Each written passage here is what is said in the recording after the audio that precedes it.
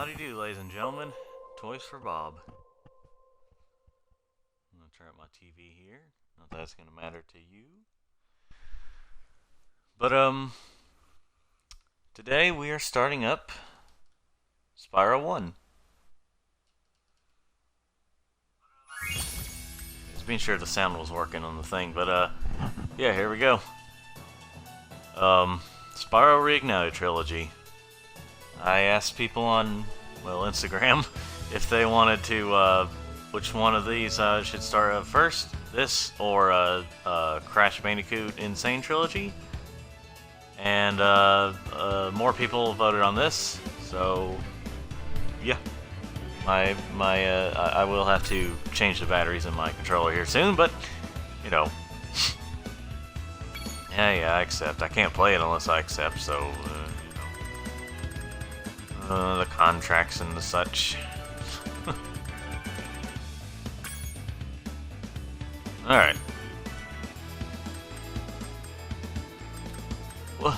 Which one should I choose? Anyway, we're going to be starting with Spyro the Dragon. Eventually Spyro Rifto's Rage, and then Spyro Year of the Dragon. But first, Spyro the Dragon. Here we go. In the world of dragons.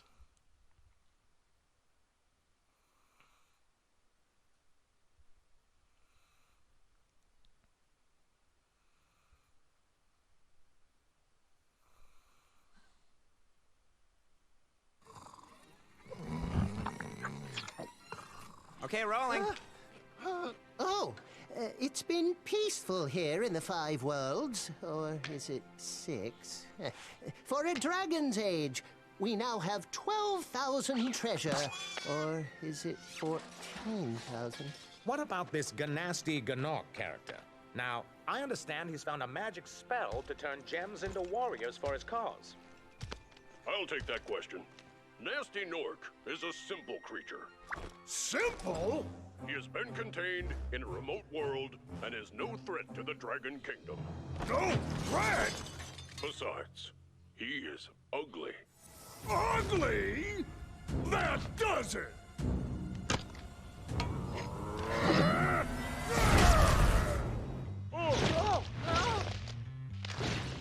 Huh? Looks like I've got some things to do.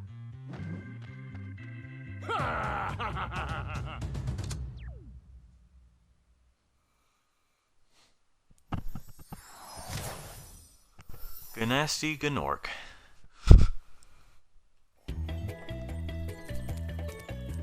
Screw that dragon. I'm gonna go on home. Alright, see you all. I'm just gonna go through here. Oh, no. So here it is. Spyro, let me be sure that it works, the dragon. The reason I'm being sure that it works is that, making sure that, everything isn't, there isn't like some screen problems like I've seen before. I don't know how to describe it. Anyway, let's get this dragon here. Nestor, however you say it.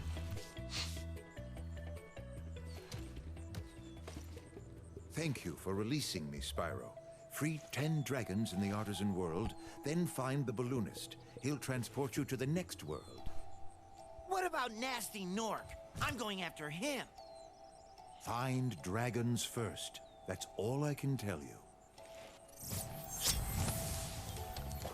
Gosh, I remember that line so well with things like oh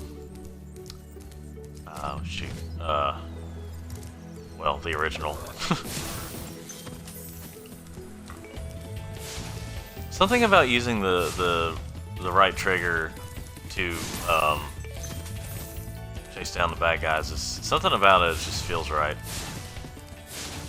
Like, I'm so used to pressing the circle button, like on the original PlayStation controller, and it's not just because it's on Xbox, but just something about like using the trigger button, at least on the Xbox One and PS4 controllers, just feel right.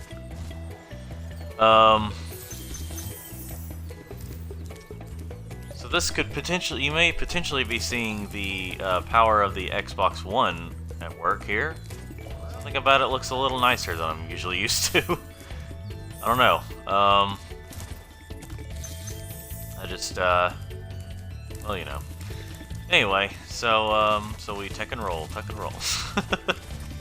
Yeah, I do remember playing Spyro years and years ago. I don't remember if it was the year it came out, but I do remember playing it. Like, I think we may have gotten, me and my family have gotten it, like, kind of, maybe not too long after it came out, maybe about a year or so after it came out. Because, like, back in the day, we just got games whenever we just, you know, were able to get games. And, we kind of got most of these out of order. Okay, we got the Spyro games in the right order on PlayStation, but we didn't get the, what am I trying to say here? Like the Crash Bandicoot games in order. Like, I think we got like 1, maybe 1, then 3, then 2, and then Team Racing. I don't know. We kind of got some of these games out of order. I know we didn't get 2 at first, in terms of Crash, but let's mostly talk about Spyro today. So Spyro didn't make it into Smash Bros.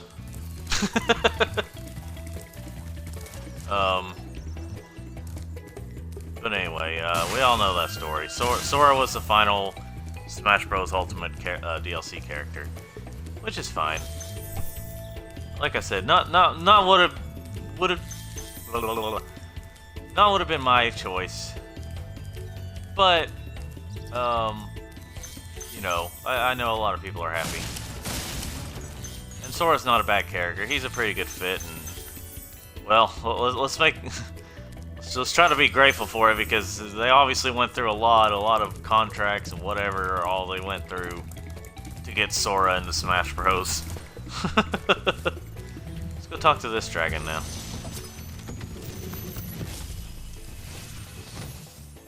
Where's Nasty Nork? I'll torch him. Keep your horns on, Spyro. You have much to learn first. Do you know what the dragonfly following you is doing? His name is Sparks, and he's helping and protecting you. Keep an eye on him and see what I mean.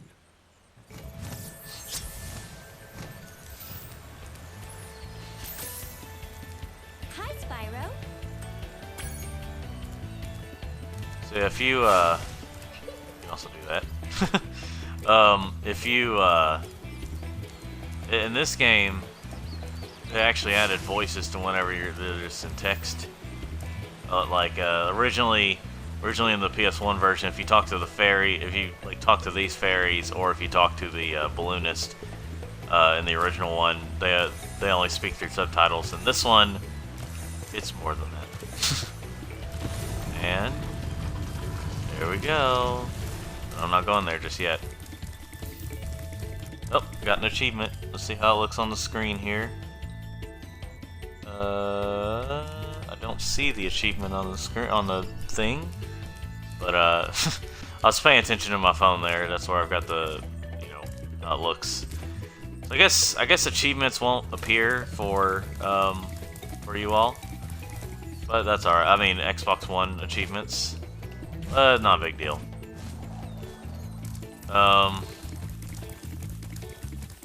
Yeah, usually what I'll do in Spyro 1 is I'll go through, like, and get all the treasure I can.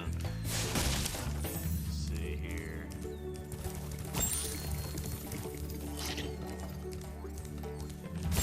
I love the way Spyro moves in this game. It's like he's just kind of bouncy, and he's very cat-like in this game.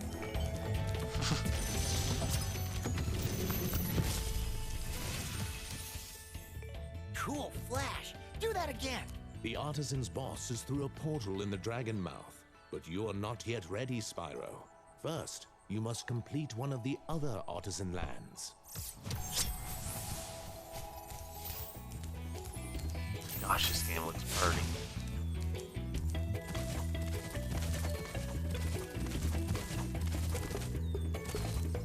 So this is one of those games where, well, just getting settled in here. This is one of those games where you might as well get the digital copy of, well, I guess any version, except for the kind of re-release of it from 2019 on Xbox One and PS4. But like, generally, this is one you might as well get the digital copy of, because if you try to get the physical copy, you have to be online to download the other games anyway, or most of the other games anyway. I think only the first game is on the disc, as far as I can remember. Let's see. And let's talk to this dragon. Hey, Spyro, press the jump button twice to glide. And don't be afraid. Afraid? Of what? Falling from high mountain peaks? Plummeting into prehistoric glaciers? Oh, that.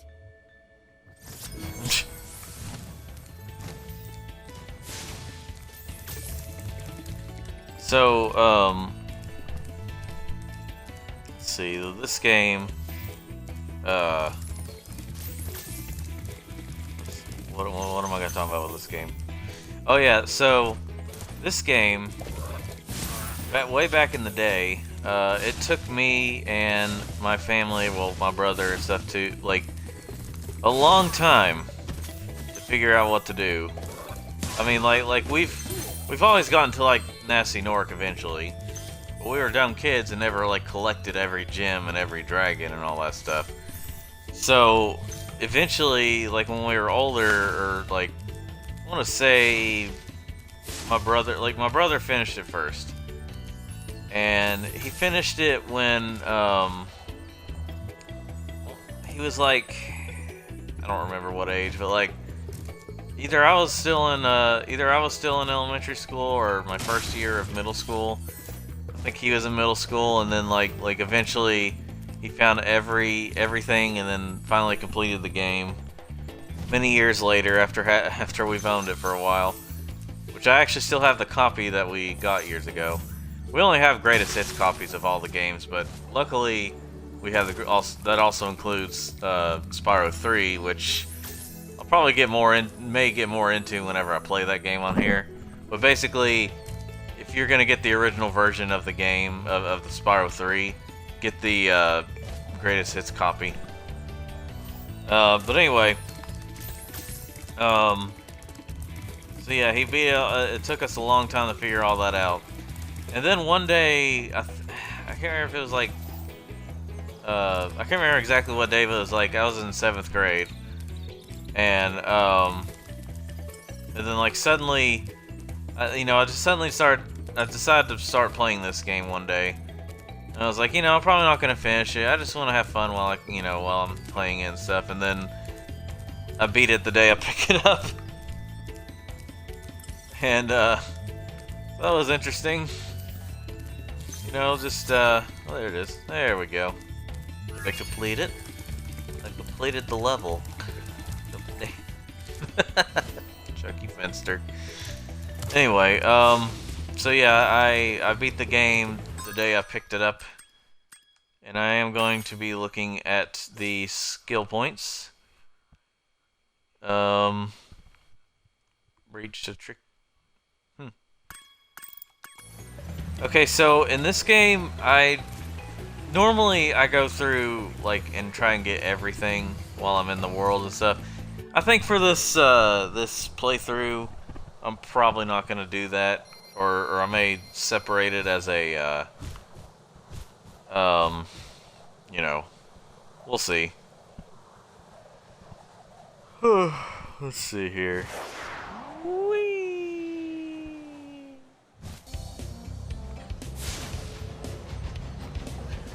No, I don't need to go for that one.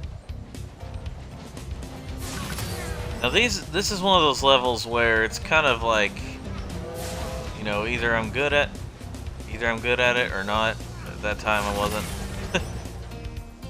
like usually I'll either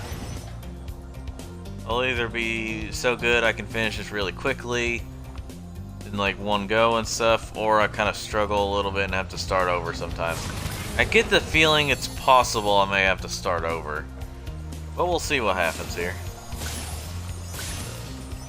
It feels like not everything is registering, and I think that's because Toys for Bob was kind of given less time on this game than even the Insane Trilogy. So, and like, look at the flight control. It's like, he's like going all over the place, and I'm pretty sure that's because they didn't have enough time to fit, to like, you know, really fix all this. I mean, part of it could be on purpose, but, you know, it's kind of, you know.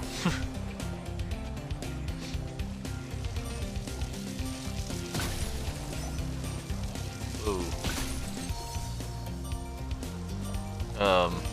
Yeah, it's kind of, you know.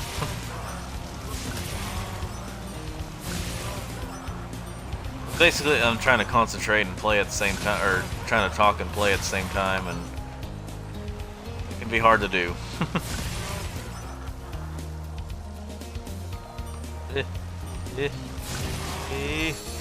There we go. Oh Lord. Afraid I was gonna get pushed down there. There we go. I did it. I did it.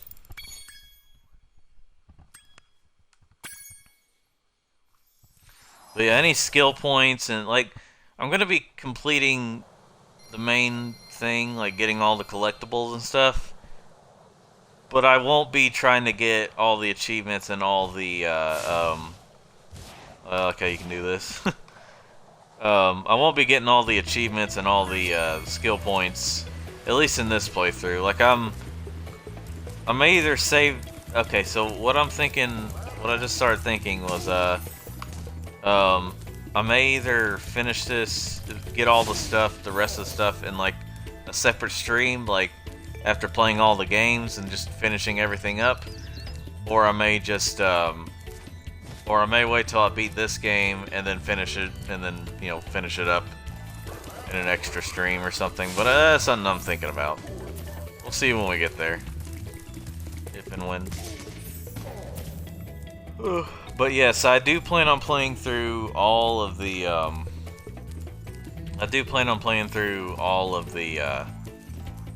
the games in the trilogy before I move on to Crash Bandicoot.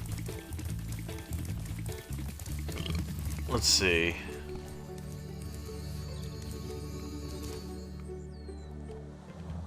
Blah.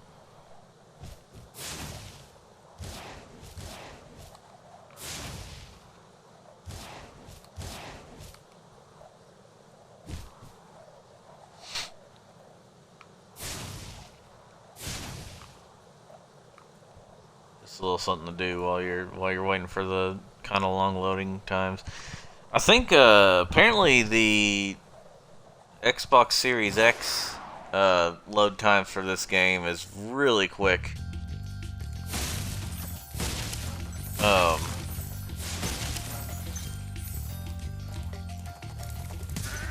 Cause like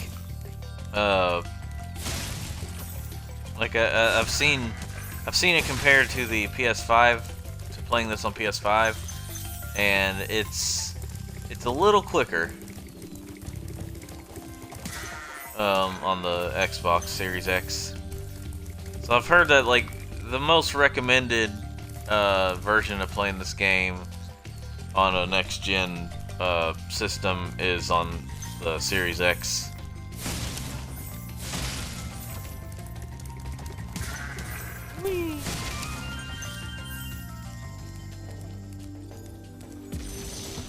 Talk to the dragon. After you've freed all the dragons, pass through this fancy vortex thingamajigger. It'll take you back to the artisan home. But first, let me tell you a story. No thanks. See ya!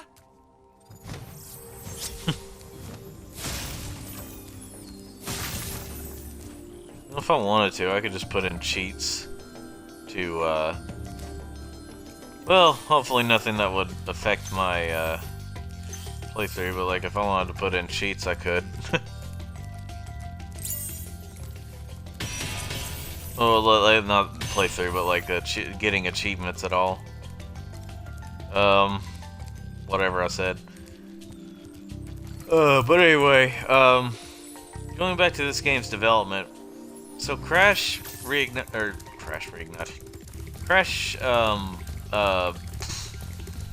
what is it? Insane Trilogy definitely had more time than this game did in terms of development.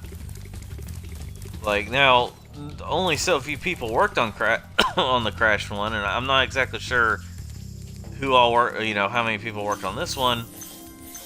But you can definitely see some cracks in this game and like how long they were given to work on it. Like it was a miracle that they were ever like. I know it seems like, you know, why'd you delay it if it's still unfinished? It's like that's a miracle that they were able to delay this game.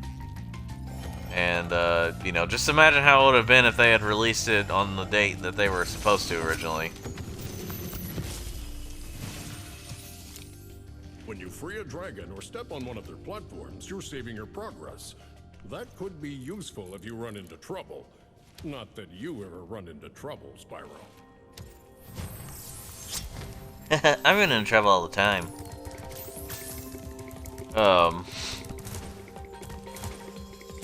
Oh yeah, and so the great Tom Kenny talks for Spyro, as if you didn't know. Because he's a pretty good Spyro. There we go. The Keyblade, I don't know.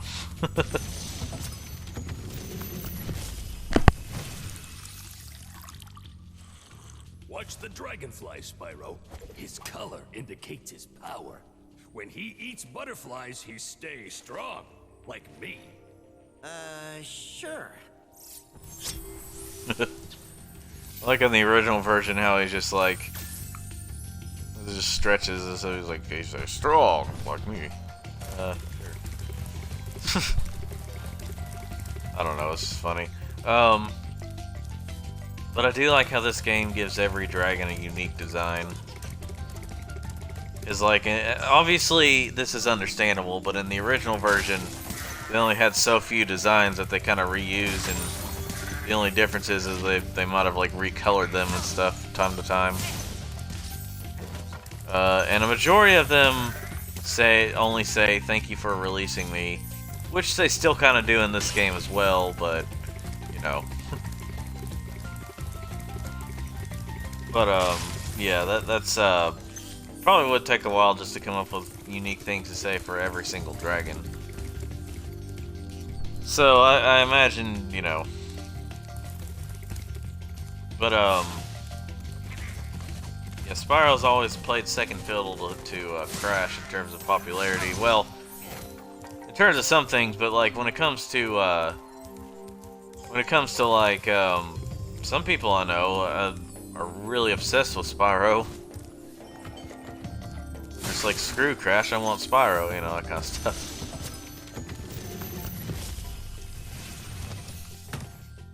Spyro, my friend, how about a hint on gliding? You bet. For the longest glide, press the jump button at the top of your jump, and try pressing the action button to drop down mid-flight. Okay.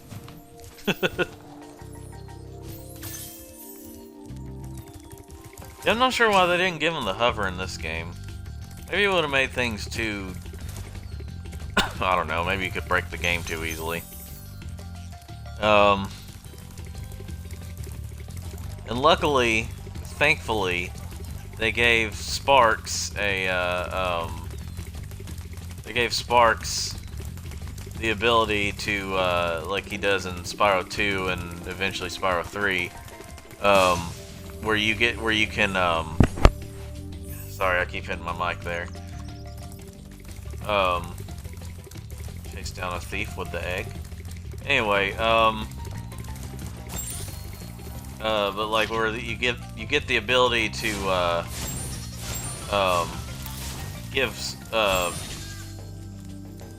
Spark or search for gems. That's what I'm trying to say. He didn't have that in the original game. It was kind of a secret move in Spyro 2, and it's an unlockable move in Spyro 3. But in this game, they just give it to him all together. See, this is what I wish collectathons would have more of, like the optional ability to do this. Because I've realized the problem with collectathons is if they're too big, they can, or like, yeah, if they're too big and there's too many little collectibles, it can get really irritating, because collectathons are some of those things where you feel like you really want to, like, actually complete them.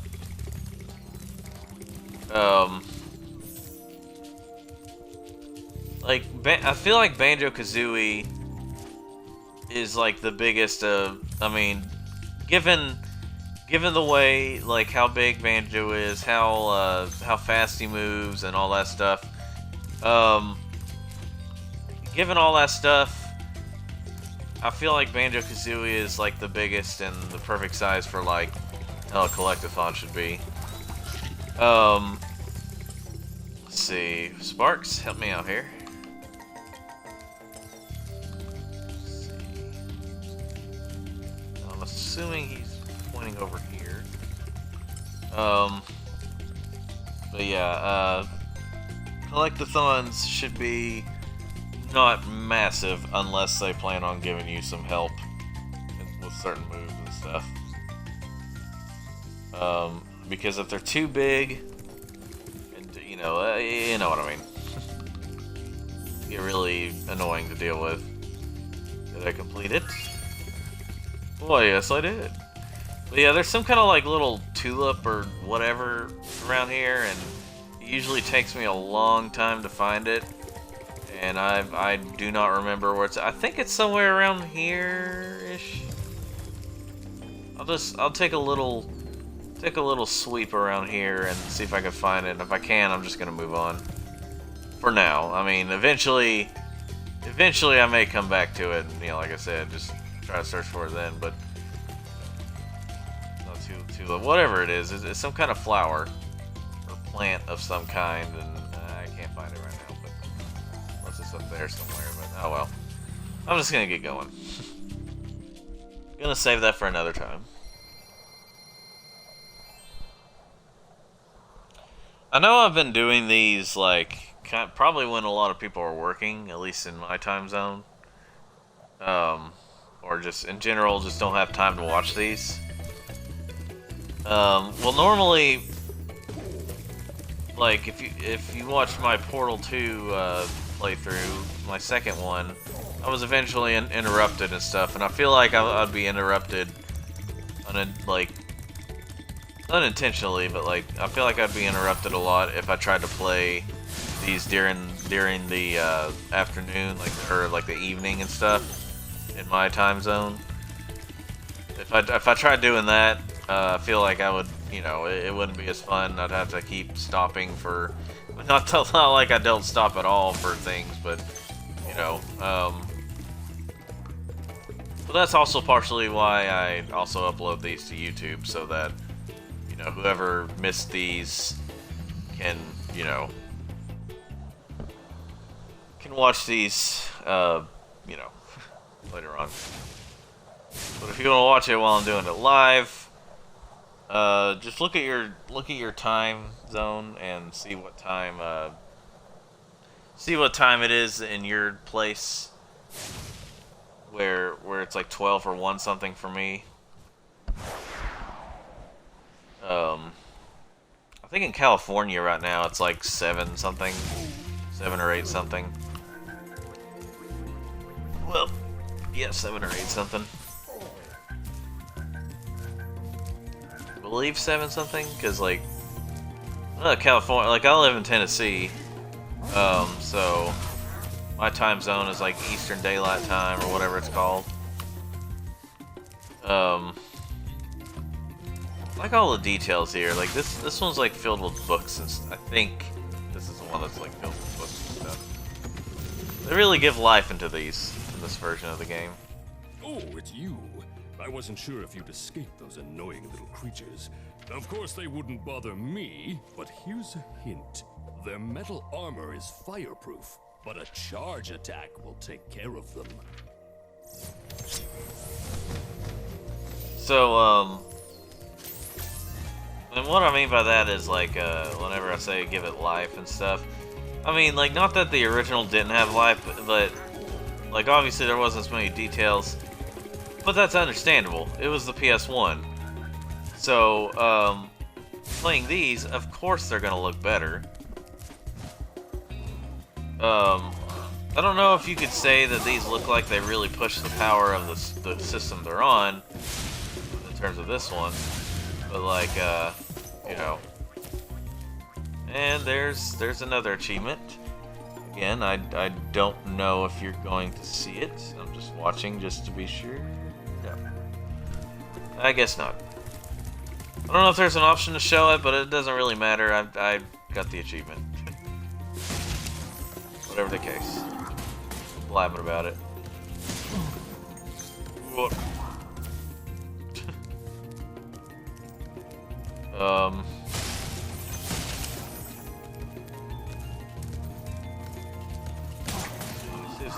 Yeah.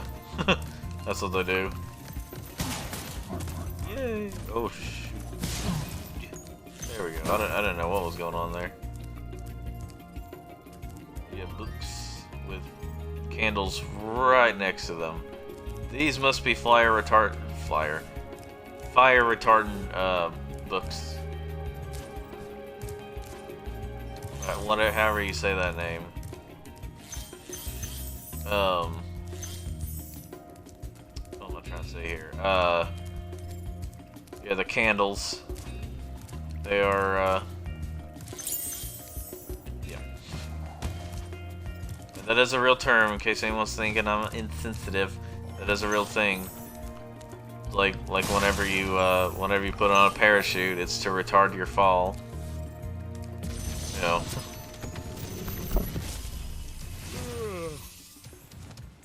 Spyro, want to know a secret?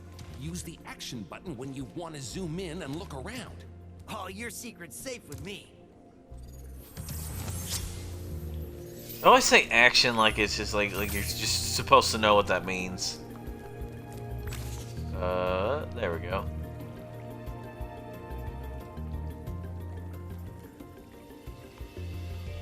Luckily, Spyro turns around. I don't remember him doing that in the original. Whoa, I was just really on the edge there. Alright. I think you can also do that with... Okay, yeah, with like clicking the right stick as well. So like they give you some, you know, a lot of optional controls here. Since this was just on the PS1 before joysticks really became a mainstay, you know, so they just have some buttons like give you options and stuff to work with.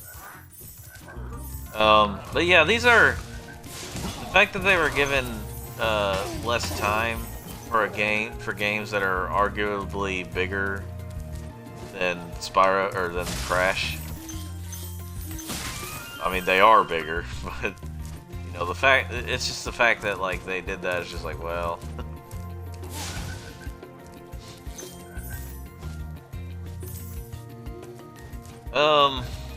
Now one problem I have with the Switch version of this game, which they probably tried their best with what time they had and everything, but one problem I have with the Switch version of this game is the Nork frogs aren't as adorable and slimy looking. Occasionally the frame rate will like have a split second, you know, dip or whatever, or like a very split second. It's just kind of weird. It's very minor, but it can be noticeable at times. Big enemies like this Nork with the club cannot be charged, but a quick flame, that should defeat them.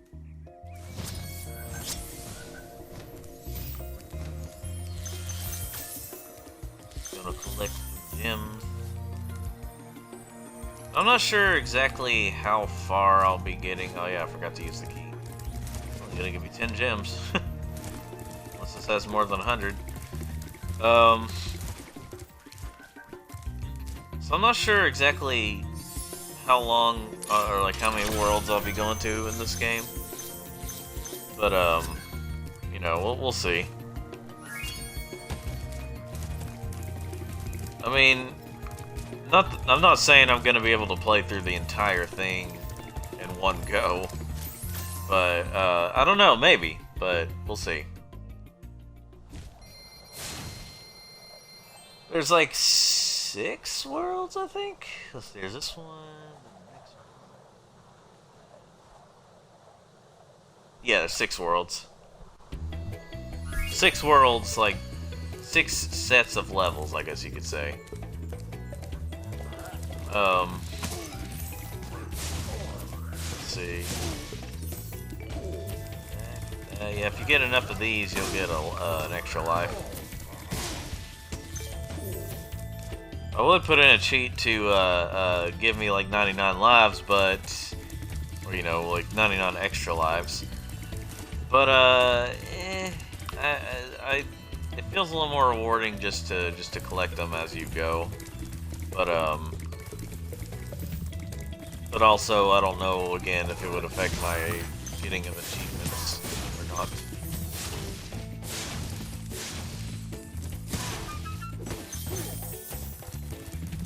So here, alright, so you know how cheats are pretty much one of the big things in Grand Theft Auto. For those of you who have played Grand Theft Auto, the Grand Theft Auto games. So I've noticed that like they recommend that you don't save it after putting in a cheat. Because it could affect certain, or they say like certain achievements would have, certain things would be affected if you have cheats in. But I feel like they could have solved that problem if they have it to where, once you're saving it, it says all the cheats will be turned off, and you'll have to put them in again if you want to save, or you know. If you want to save it, you'll have to have all the cheats off or something like that, or you can't save it until the cheats are off, or they'll be turned off, and then it'll be saved or something. I don't know for sure, but maybe that would have been a little complicated. I just feel like that would have been a decent option. Anyway, let's talk to Nils. Welcome to Town Square, Spyro. Begin exploring by gliding to that area with the bulls. Use the right stick to get a good look.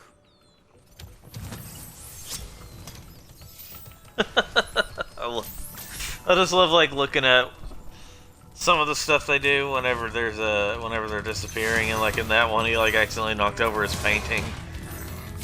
Ah shoot, I forgot to whatever. You know what? Why don't we do that real quick? Why don't we just die?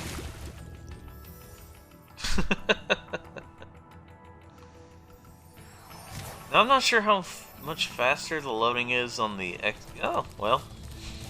That's how much faster the loading is in the Xbox One X version of this. Or playing this on Xbox One X.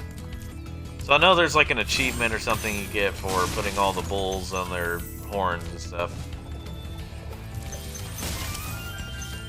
Alright.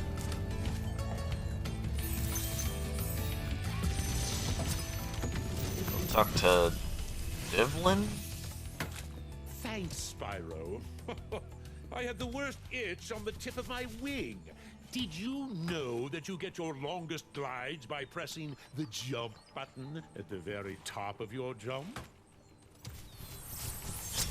Well, that's very interesting.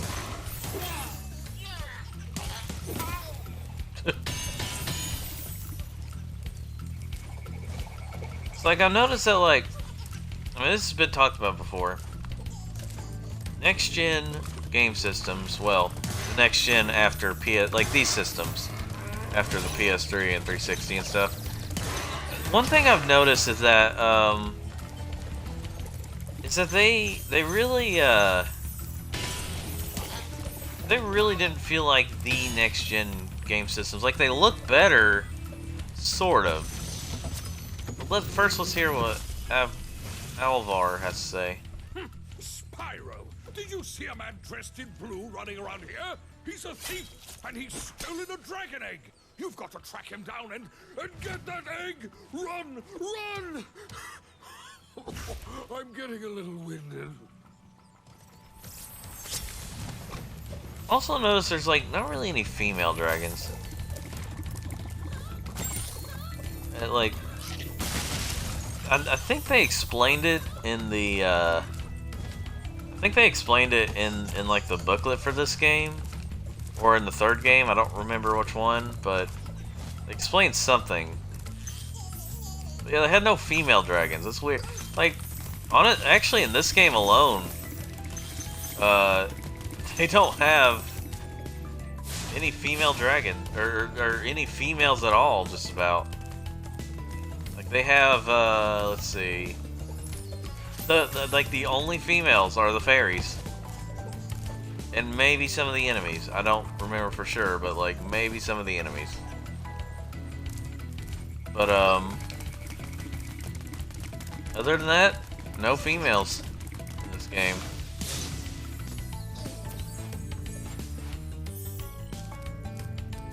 It just seems kind of weird.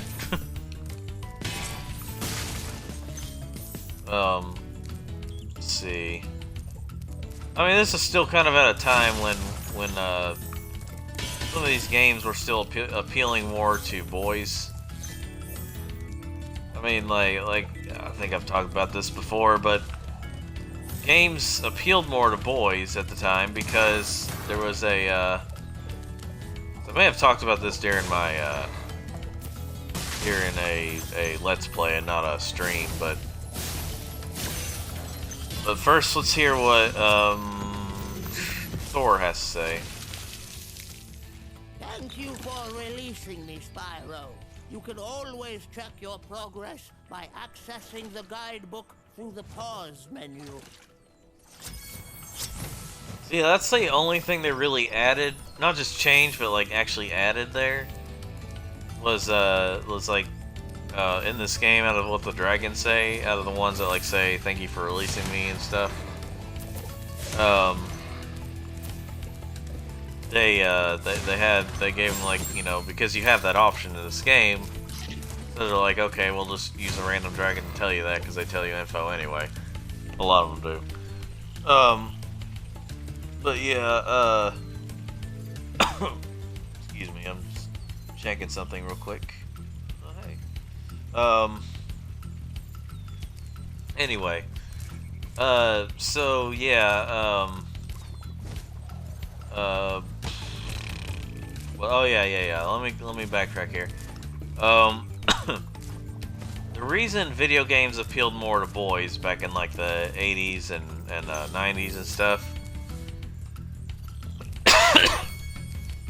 The reason for that is because if you notice the Magnavox Odyssey, that was the very first game system, at least here in America.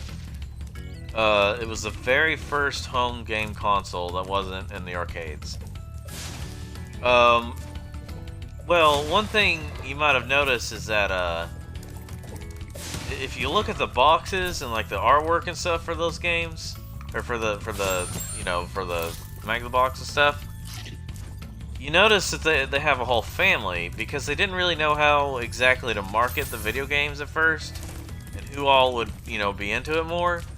So they put a whole family there. Like they kind of set up like a board game. And that's kind of essentially what those were, the Magnavox Odyssey.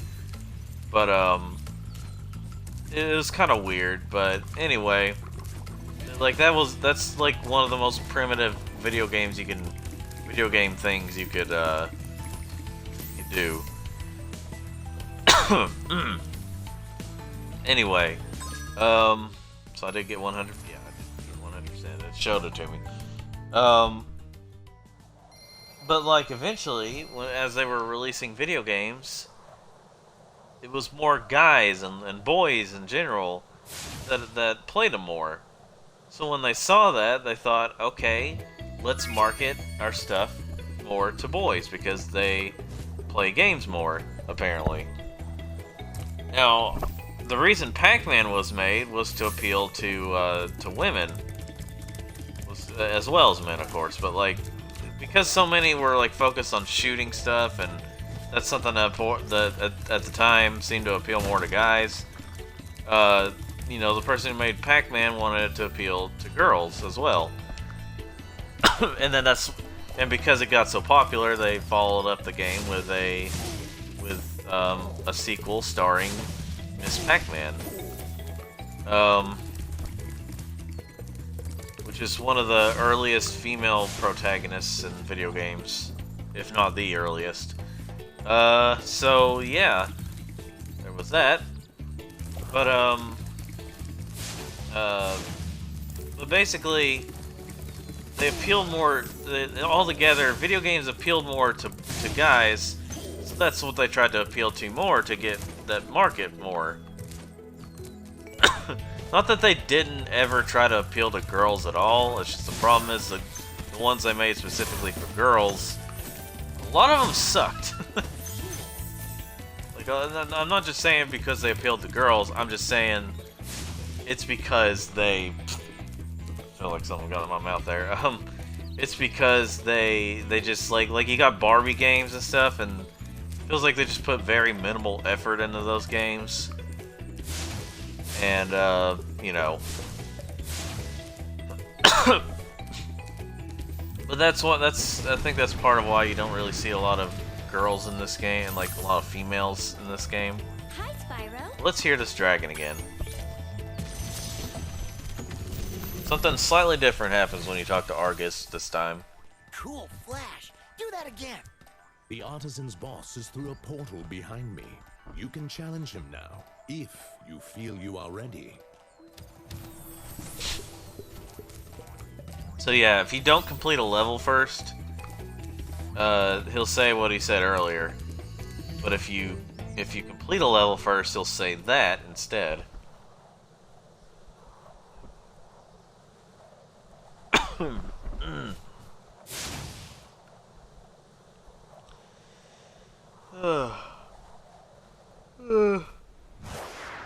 Oh Lord. Oh.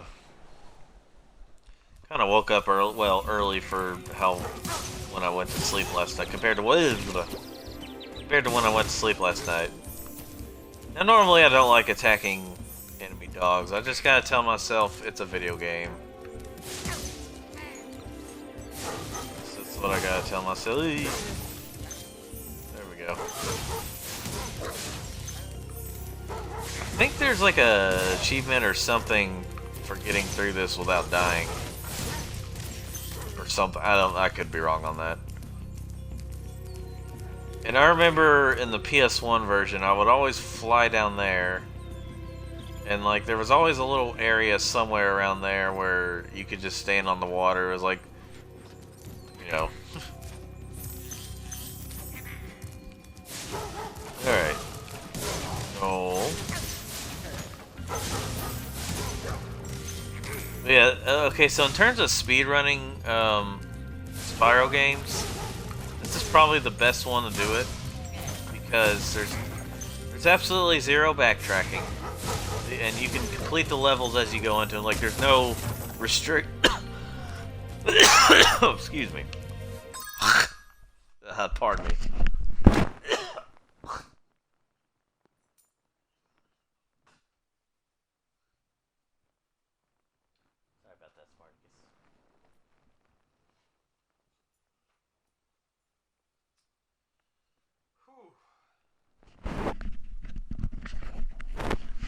I could have died there. I had something caught in my throat, and I had to get it out. Anyway, what was I talking about? Oh yeah, I forgot. Yeah, okay. In terms of speedrunning, this is the best Spyro game to do it because there's no backtracking. Nothing restricts you from completing a level. You're only restricted on getting to certain levels, but I mean, you could just do that with getting to more levels, you know, going through more levels. And so it's a pretty good speedrunning game. But let's hear what Nevin has to say. Nasty Nork has put one of his most devious henchmen in charge of the artisan world. Bring him on. I think I smell a barbecue. Be careful, Spyro. Toasty has many tricks up his sleeve.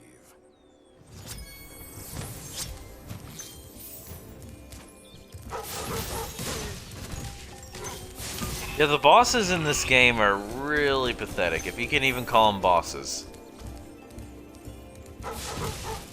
Like, I don't know if they, I mean, luckily the levels themselves, oh, it's a sheep, or whatever it is. Some kind of lamb or something. And there we go. Burnt toast. Get quite a few achievement points when you play these. Okay, so apparently I missed one. Oh, somewhere down there. Cool. Oh, yeah. Well, let me go all the way back around. Now, here's the thing, though. I really thought that was Ratchet for a moment, or like a Lombax in general, but then I thought, wait, this is Xbox. There is technically something Ratchet and Clank you can do on Xbox, and that's watch the movie. You can like buy and then watch the movie on here. Well, I'm assuming you can still buy. I don't know for sure. And I'll get into the Ratchet and Clank movie sometime if I remember to. But basically, when it comes to backtracking in these games, backtracking in some games can be really annoying, and I'm not saying it's not annoying at all in the Spyro games, but I feel like people kind of exaggerate it a bit. Kind of make it sound like it's worse than it actually is.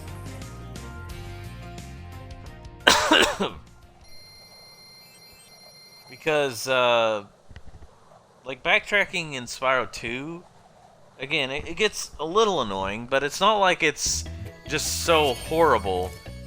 Like, the levels are generally short, and, like, because they say, alright, because there is kind of a problem where you have to go through the levels again, like, set up certain events to be able to do certain things. And really, I feel like that's just kind of exaggerated a bit. It is annoying, don't get me wrong, but it's exaggerated. But of course, when you hear it on the internet, of course you're going to expect that it's exaggerated. I don't need to kill those things all the time. I think I got everything. Yeah, I got everything in this world. So, well, you know, except for maybe all the skill points, but yeah, whatever.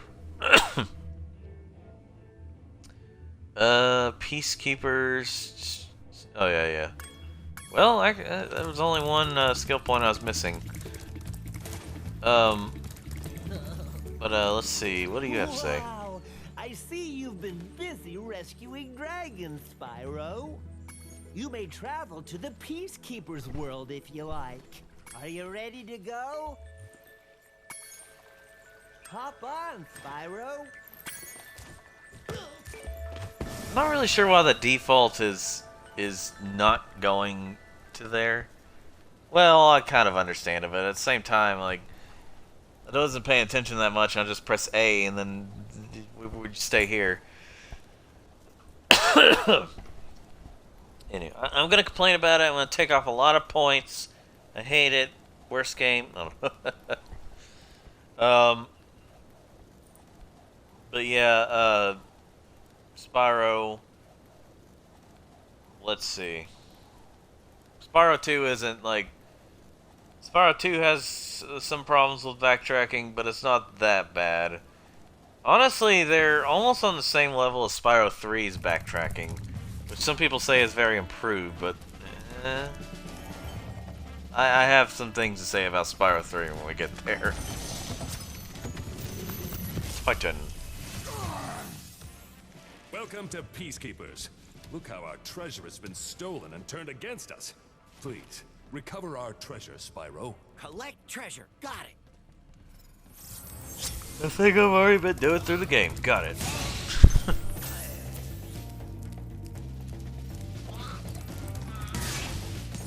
Die.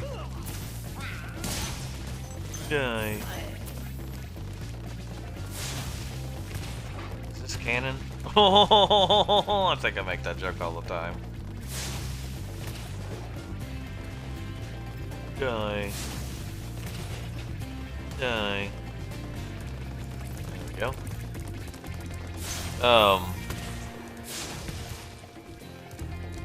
Wait, let's see if I can... I think like it, maybe in the original you can hurt yourself like this.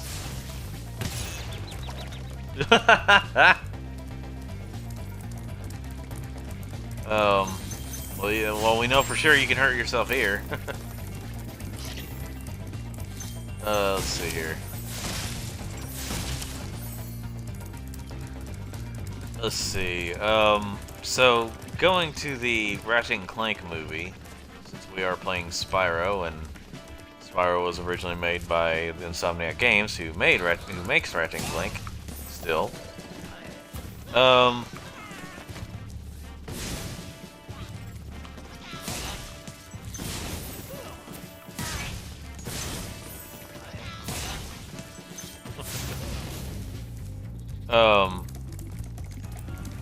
So the Ratchet and Clank movie, it is pretty underwhelming. It's not exactly the greatest movie of all time, but I don't think that it's as bad. Again, it's like talking about the problems with Spyro 2. It may have problems, but it's not as bad as people make it out to be. So that's my thing. Cause like, I think like, it's one of the Ratchet and Clank movie is one of those movies where you shut off your mind. You don't really think too much about like the source material and stuff. You can enjoy it. It's an enjoyable movie. It can be anyway. I'm not saying it's for everyone, but if you're a fan of PlayStation and Ratchet and Clank in general, there are a lot of references that you'll like. But I mean, there's a reference to like different PlayStation properties. There's like there's some stuff they've already had in the Ratchet and Clank games, but also there's Daxter, there's Sly Cooper. You know, like in the movies and stuff. So like on the big screen, you got to see Daxter and some representation of Jak and Daxter and a representation of Sly Cooper, and that's pretty cool. And of course, there was going to be a Sly movie, but because of how Sly Cooper movie, but because of how Ratchet and Clank ended up doing, I mean. It failed both critically and commercially, so yeah.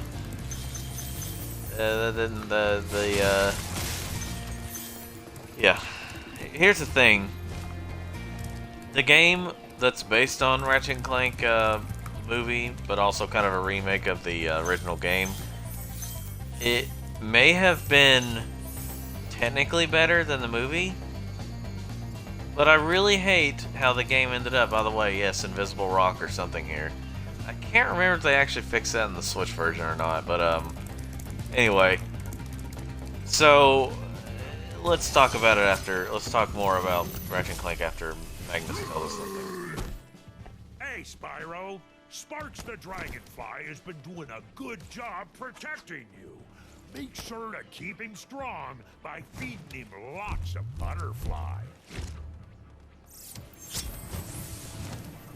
Kind of mixed on how like you got these big characters grabbing their bellies like that. Kind of weird sometimes. It just depends on how they do and how the characters are and stuff. But anyway, but where I was gonna go with this is the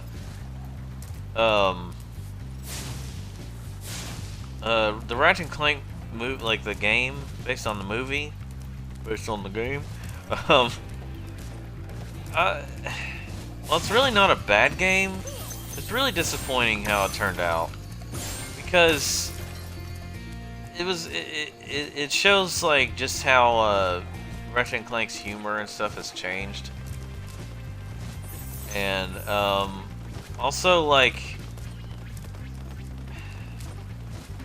I'm really upset that like that was the only game to come to the PS4 on you know, Ratchet and Clank game on PS4. And I'm not saying they should rush the games, because rushing the games is what happens when you rush the Ratchet and Clank games. You get stuff like how Ratchet and Clank like All for One turned out, Full Frontal Assault, and Into the Nexus and stuff like that. That's the kind of games you get when they rush them more. So when they're a little more rushed, even when they're really not ready to come out yet. Like Ratchet and Clank's 1, 2, and 3 and Deadlocked were, I mean, they were able to come out fine because having yearly releases then wasn't as bad as having yearly releases in the next generation. So anyway, that's why so I'm glad that they actually took the time to work on stuff like the one based on the movie, and then like also Rift Apart. Well, the problem with that is I don't have the money, and hardly anyone can really get a PS5 right now. And I'm pretty sure the reason they've sold over 10 million units already is mostly because of scalpers, or at least they had a big hand in it. Anyway. Gunnar. Well done, Spyro. Keep up the good work, and I know you'll fulfill your destiny. Destiny? I just want to kick some. Just toast those enemies and collect the treasure. So I'm pretty sure he's part Tarkatan?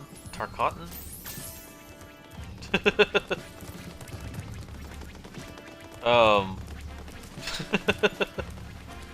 don't know. I think that just his teeth, at least compared to the newer versions of Baraka from Mortal Kombat. If you don't know who I'm talking about, that's what I'm talking about. He's known as a Tarkatan. So I'm just like, you know what? That dragon was part Tarkatan.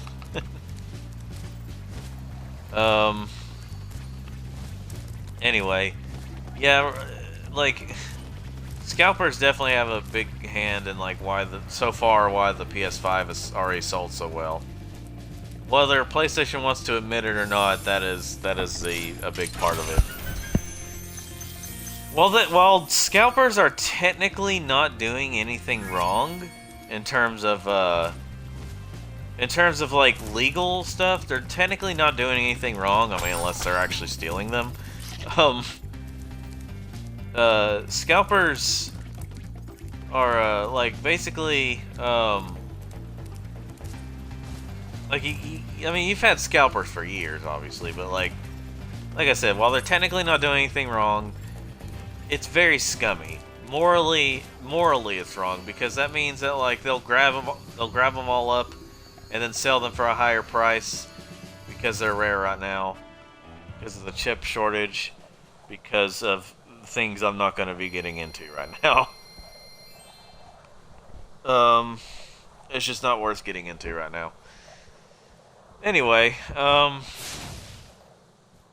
let's see.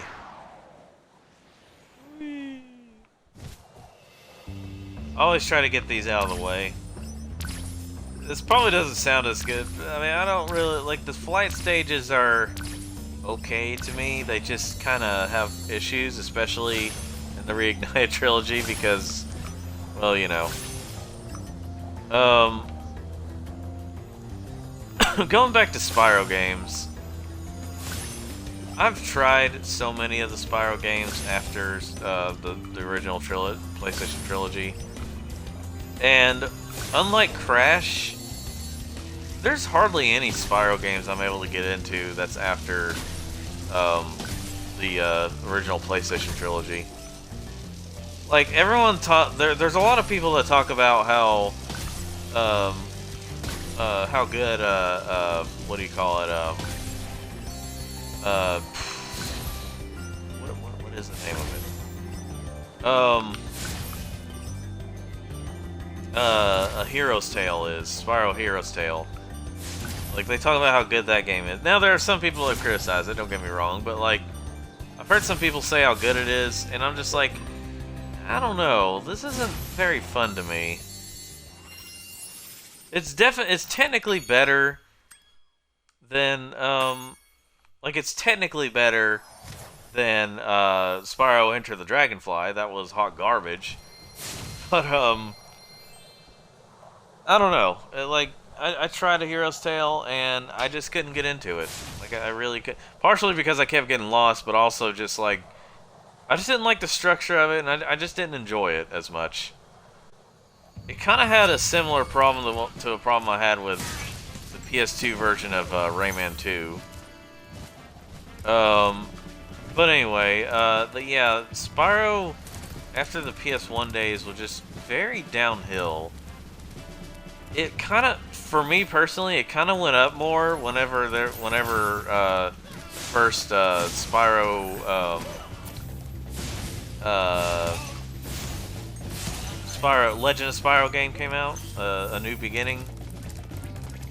But I'm not gonna sit here and say that that one's anywhere near as good as like the original PlayStation trilogy. But I thought that the original Legend of Spyro game was actually pretty enjoyable. Well, as repetitive as it is, I think it's enjoyable. It's the most varied Legend of Spyro game. Because like Legend of Spyro 2, it really felt like they just had to rush it out the door.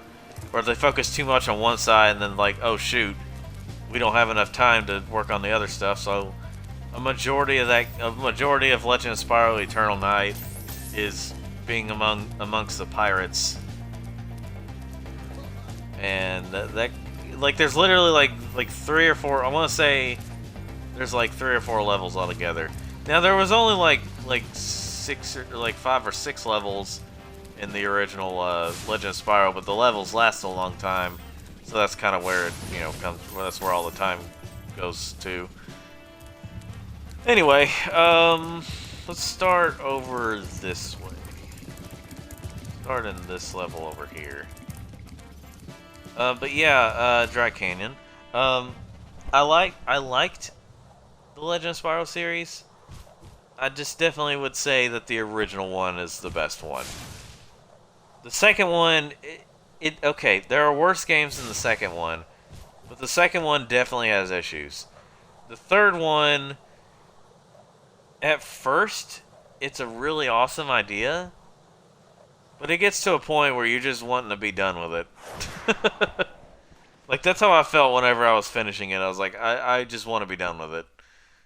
Because it had been, I want to say it was like either this year or sometime last year. I think it was this year, actually. Maybe, I don't remember for sure, but sometime in more recent times, I finally finished that series. The Dawn of the Dragon is the third one, which was the last one of the Legend of Spyro series.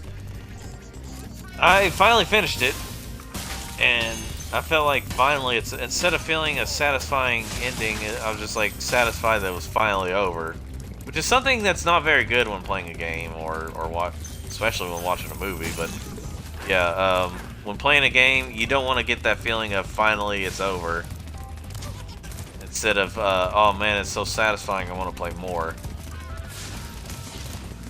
Like probably the best feeling is getting the being satisfied with how it ends, and you don't mind replaying it.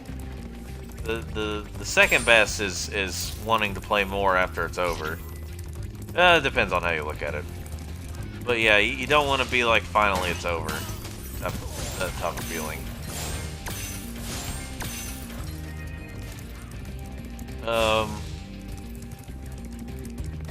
But yeah, so Legend of Spyro series, mediocre overall, I want to say. Like if you look at it from my perspective, it's just kind of overall. Because the first game was actually decent, not as good as the first few Spyro games, but decent overall. And now Conan will have something to tell us. Huh? Oh. Thank you for releasing me, Spyro. Okay, so that one was a little different. They added a little something to that. But, But yeah. So Legend of Spyro series. Now, technically, if you want to be able to play the entire series on one system, there's technically there's like two and a. Let's see here. There's two and a third way of doing it. I want to say, or 2 2/3 of a way of doing it. If you want, I don't know how. Okay, what I mean by that is, if you want the entire series on the entire Legend of Spyro series on one system, they're actually okay. If you want it on one system, in terms of the consoles, there's the PS2 versions. They're all on PS2. They're also all on DS. They're also all on the DS. And the first two are on GBA, and then the third one is exclusively on DS in terms of the portable ones. And then it's also on PS3. The third one is also on PS3. But first, let's hear what he has to say. Boris. Dry Canyon rewards good gliders. You are a good glider, eh, Spyro? I was born to glide. He's like, yeah, sure. Anyway, so now, let's see. Go over this way. There's a little secret over here. Are you just right? And if you can make it to. There we go. And let's talk to this dragon before I get more into the Legend of Spyro series. Maximo, good lord. Incredible glide, Spyro. I thought I'd be stuck here forever with those ugly vultures standing on my head. Those birds might look tough, but they're pretty tasty. Flame broiled with a pinch of salt.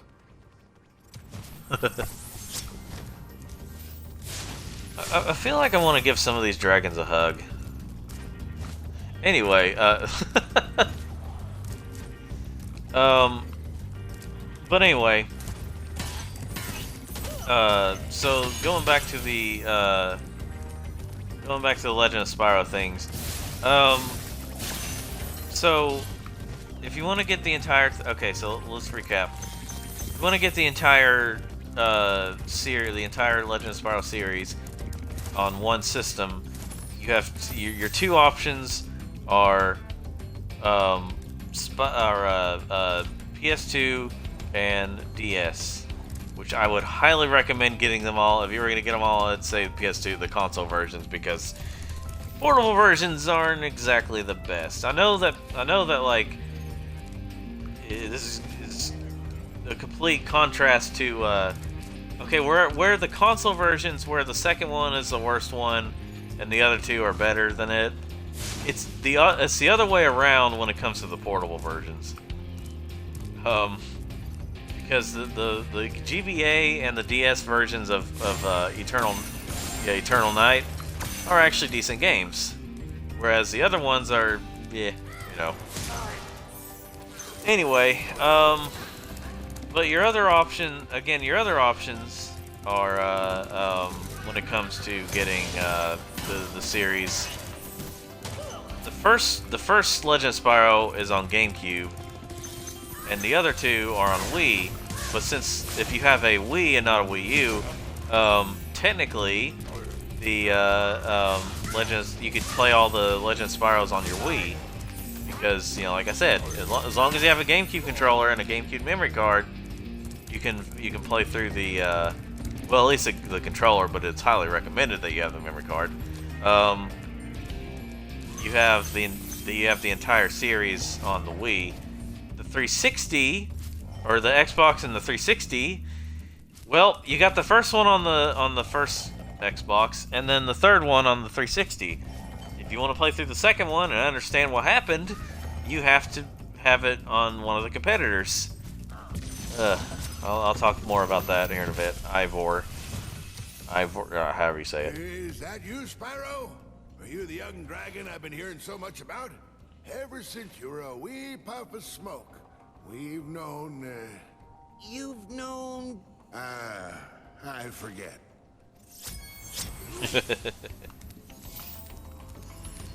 I think what I may do is I may play through the first 3 worlds of this game, since there's 6 altogether. I may play through the first 3 worlds, and then play the other half of the game another time. So I don't think I'm gonna want to sit here the entire time and play through this game, like all of this game in one go. I don't even know if I'd be able to do that, but anyway, so what was I gonna say? So yeah, that was a problem back in the day, where companies would, even if they were like heavily story-focused games, they would put their sequels on the more successful systems, even if the previous ones or whatever were not on the, you know, you know, the first Legend of Spyro was on an Xbox system. The second one isn't, but the third one is. That's really annoying. And here's the thing, though. They could have put the second one on the Xbox, but they didn't.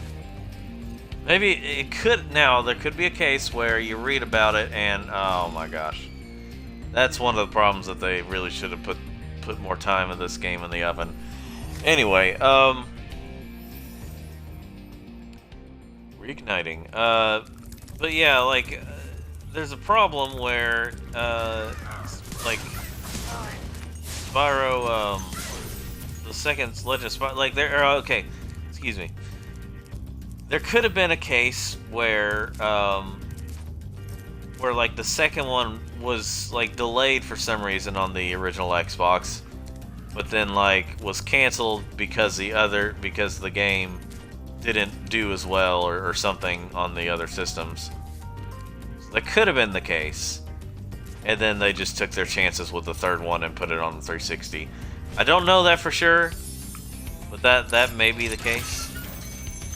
But anyway, it feels really annoying that like the original or the second one had no Xbox releases, so anyone who only plays on Xbox wouldn't actually know what was going on, and you know, by the third game.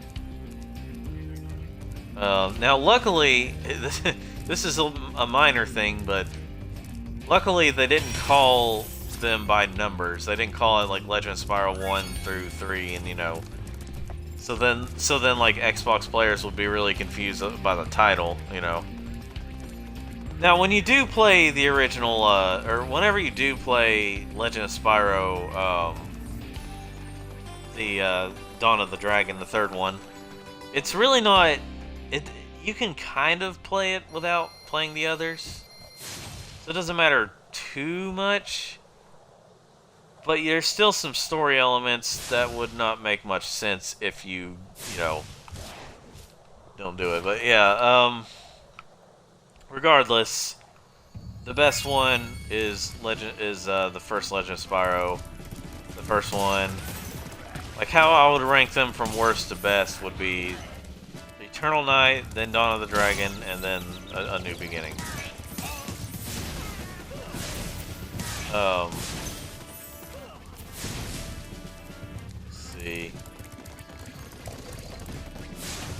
Like Dawn of the Dragon was very much a different game.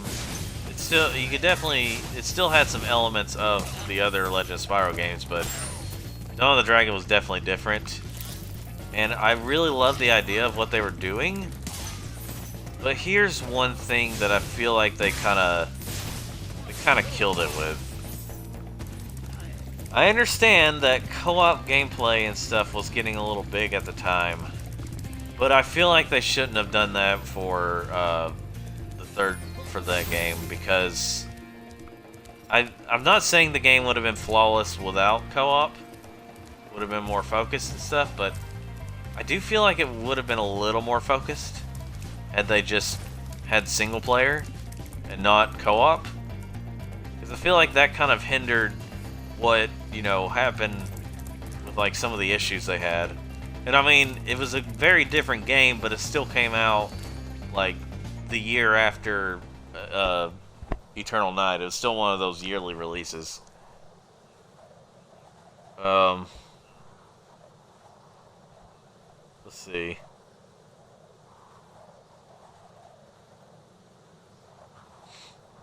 Just replying, probably going to pause it here in a bit, but I'm just replying to a friend of mine. Hold on. Let me pause it. There we go.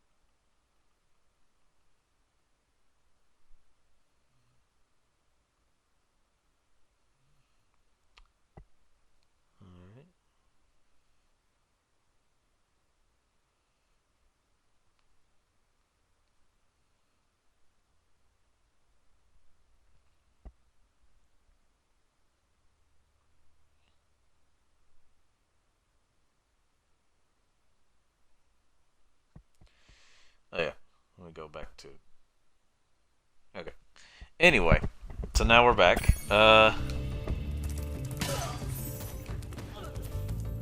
Okay, so how I would probably rank, at least right now as of this recording, I don't know how much of a spoiler it would be for if and when I do a, where I rank different Spyro games. But if I were to rank all the Spyro games that I've played, which I'm pretty sure, unless there's some mobile Spyro games, pretty sure I've played them all. And, well, if you count the Skylanders games as Spyro games, then I haven't played them all. But if you don't, I pretty much played them all. If I were to rank them, here's what I would say. Let's see. I would say Spyro, if I were to go worst to best, I would say Spyro, I'm trying to think. Let's see here. I would say, shoot, I don't know what. I'm not going to talk about different versions. What would I say? I would say Spyro, probably the first GBA Spyro, and then Enter the Dragonfly, and then maybe a Hero's Tale. Well, no, not a Hero's Tale. I would say right after, okay, before a Hero's Tale, I would say the second Legend of Spyro game. Let's see, the second Legend of Spyro game would come after, and then a Hero's Tale, and then I would say, well, maybe also a little after. I'm trying to concentrate again. Trying to concentrate on a game and talking at the same time. It can be a little challenging.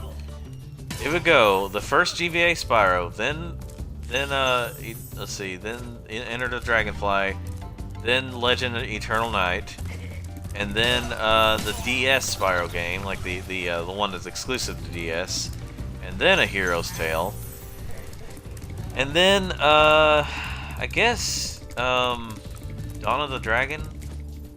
Yeah, Dawn of the Dragon, and then the second GBA Spyro game, like the one that's exclusive to GBA. I don't know where I would fit Spyro Orange in this. If I were to count it as just a Spyro game, I guess you could say it would fit in as a. That might actually be the worst, actually. Yeah, that would probably be the worst one. So rank that at the bottom. But anyway, continuing.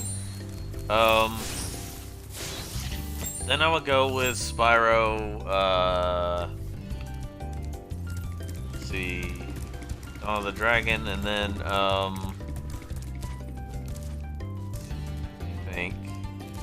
Oh yeah, and then I said the second GBA one, and then the original Legend of Spyro game, and then we get to of course the original trilogy is at the top, but I would say 3, then this game, and then 2. And then Halvor has something to say. How's a dragon supposed to flame metal armor anyway? Remember, Spyro, flame won't work on metal, but charging with your horns, that should do the trick.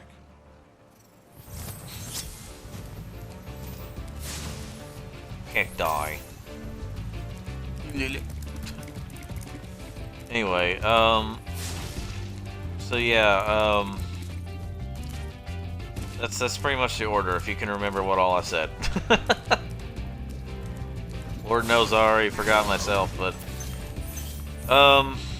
yeah, so I will get to the reasons why I think that Spyro 3 is probably out of the original trilogy, is my least favorite.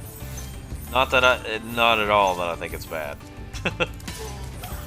There's issues I have with it.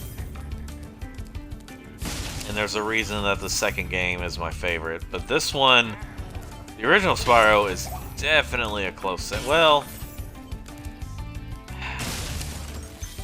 I don't know for sure if I would count this one or 3 as better, now that I'm thinking about it. Because while I have issues with 3, I do feel like it does at least have more variety than this game. So I would have to think harder on that one. So just whenever I decide to make a Spyro a ranking Spyro games, however I decide to do it, I'll get back to that one. So we'll see what happens when I get there. But Enzo has something to say now. Hey, what's on the other side of that river? Why don't you glide there and find out? Gosh, the way he said it in the original game, I always thought he sounded like a dick. Because it's just like, it was the way he said it. I think it was supposed to be encouraging the player to do that. Like I think I'm pretty sure it was supposed to be encouraging the player to go, "Oh, I can glide over there." But the way he said, the way it sounded to me as a kid, it was like, "Why don't you glide over there and find out?" You know. It's just that's kind of how to me as a kid. That's kind of how it sounded.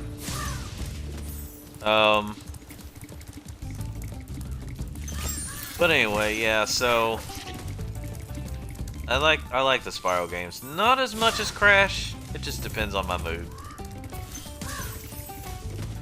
Like, I feel like Spyro's a little bit more of a commitment than Crash is, at least when it comes to playing Crash normally.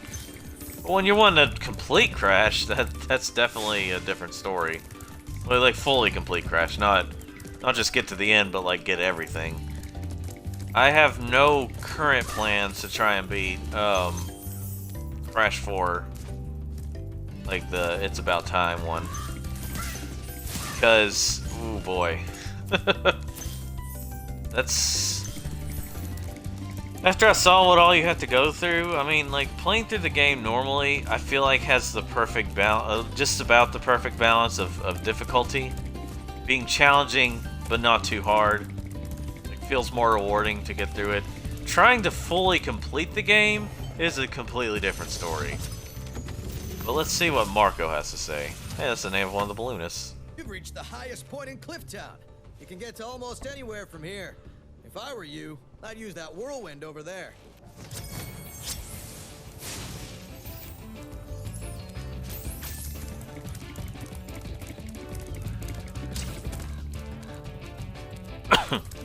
I like how they give the little details like, hey, Guardians. I remember in the original version, is like you could just like keep running into it, like. Bzz, bzz, bzz. Anyway, and for those of you who have not watched these before, or if you just come into the stream and you just hear me talking, rambling, like even though there's no one here at the moment. Yeah, there's still no one. There's only one viewer, and technically that's me. So like, if you're wondering why I'm still talking, anyone who may watch this before I put it on YouTube, but like see it before it disappears here on Twitch, I talk because I put these on YouTube. So yeah, that's pretty much the reason. Pretty much the reason. I talk because I put these on YouTube, so whenever I put these on YouTube, it won't just be silence. Now, if you all decide that, hey, I feel like you should just be quiet unless there's people here, then I may change that. Then, you know, I might decide to change that. I'll have to see. So, yeah, I guess, I mean, I may do that, and if you all don't mind me just kind of occasionally talking when I'm putting this on YouTube, then sure.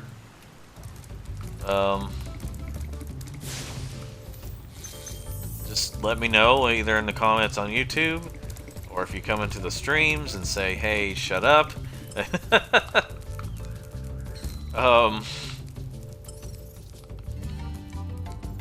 Yeah, so just let me know.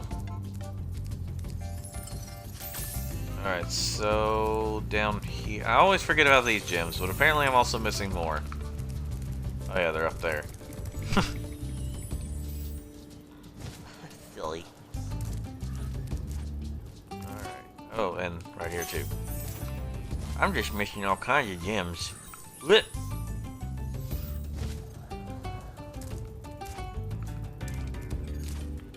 So,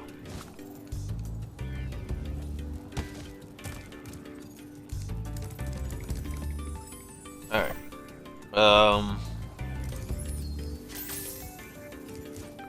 so now we'll go over here, and we'll get this, and that, and now we're done. Done with that level. Anyway, now in terms of Crash Bandicoot, like, as tired as I am of hearing about people comparing Sonic and Mario to each other, I feel like it's more, I feel like talking about Spyro and Crash makes more sense, because it's almost like they're in a conjoined universe or whatever, both of the franchises. I mean, they helped each other, like the companies helped each other out throughout the years that they were making their games. Like when Naughty Dog was working on Crash, and Insomniac was working on these games. So it makes sense to just compare them or talk about them and stuff. But like, when it comes to Mario and Sonic, that was just a marketing thing altogether. That doesn't really, you know, they were competitors, and that was back in the 90s, and they haven't been competitors since, but people still talk about them like, oh yeah, you know, Mario's better than Sonic, no, Sonic's better than Mario, you know, that's childish, that's coming from me, come on now. I don't know, I felt like trying to climb up those rocks because I just realized you can do that. Anyway, you know, this is Twitch, buddy. Don't show your ass. Don't show your bare ass. Anyway.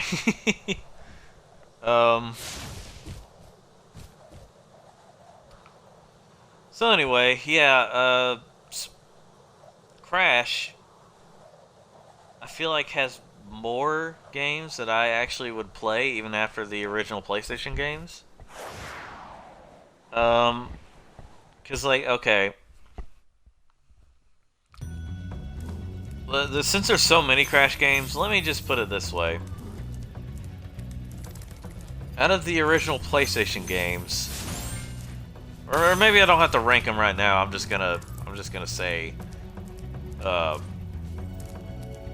just gonna say how I feel about some of them. Crash 1, while very difficult, I still rather enjoy on a normal playthrough, not a completionist playthrough. But Crash 1, I feel is pretty good. I will say that the definitive version of it is on the Insane Trilogy. So I will say that is the definitive version of it. But it's not like you can go. It's not like you'd go wrong with the. You wouldn't go wrong with playing the normal version of it. Or like the original PlayStation version. What does Asher have to say about it, though? Thanks for freeing me, Spyro. And now, where was I? Okay, so they do add a little more than I remembered, but they still have a lot of you know, what do you call it? Just a lot of thanks for releasing me type of thing. But anyway, I think there's like a whatever. I think the bats have I think the bats are the ones where you get the butterflies from. Anyway, so I remember on I remember, like, okay, so whatever, that's not what I was gonna say. I always try to get words out so I can remember what I was gonna say. So like Crash, I think Crash 1 is still fine, even if you play on the original PlayStation version. But the Insane version would be more recommended. Crash 2, I feel, is a very great game, and is a extremely close second to Crash Warped, which is Crash 3, which is my favorite, which is one of my favorite, if not my absolute favorite game of all time. Yeah, Crash Warped is definitely one of my favorite games. It's just so well put together. I do feel like sometimes it's a little on the easy side, but not when you're trying to complete everything. Like when you're just doing a casual run of it, it's very easy. If you're trying to get everything, it's a bit harder, especially when trying to do the time trials. But Ragnar has to say this. You've done well, Spyro. Some dragons thought you weren't ready, but I knew they were wrong. I'm ready, all right. Ready for what? So anyway, but if you want to know what my feelings on Spyro, now I am saying Spyro because I'm playing Spyro. That's why I messed up there. Crash, the original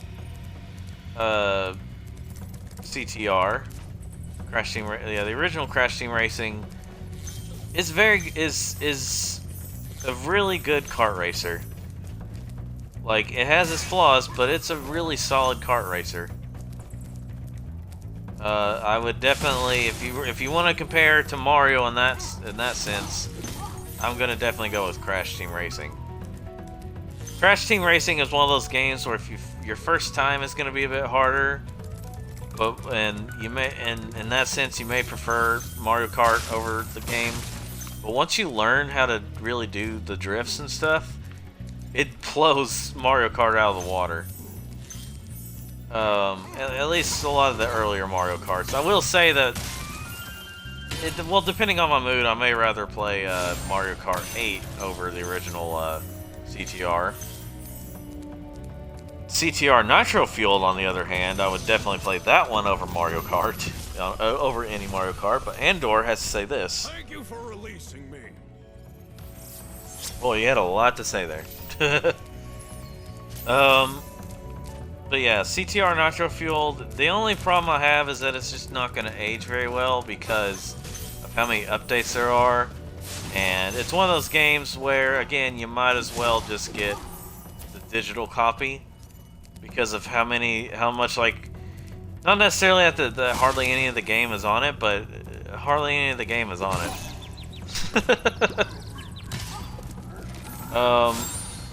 And by that I mean through all the updates and like, but also there's microtransactions and you have to be online to really earn anything, and that's one game. As much as I love it, Mario Kart 8 definitely, or Mario Kart, some of the Mario Kart games definitely having all the content without buying a bunch of stuff there. So, you know, it's one of the only, and it has more characters and maps, but kind of more characters and maps. Spyro, some big Norks up ahead are wearing armor, and in the ice cave, armor can make their feet very slippery. What a hint! I already did that.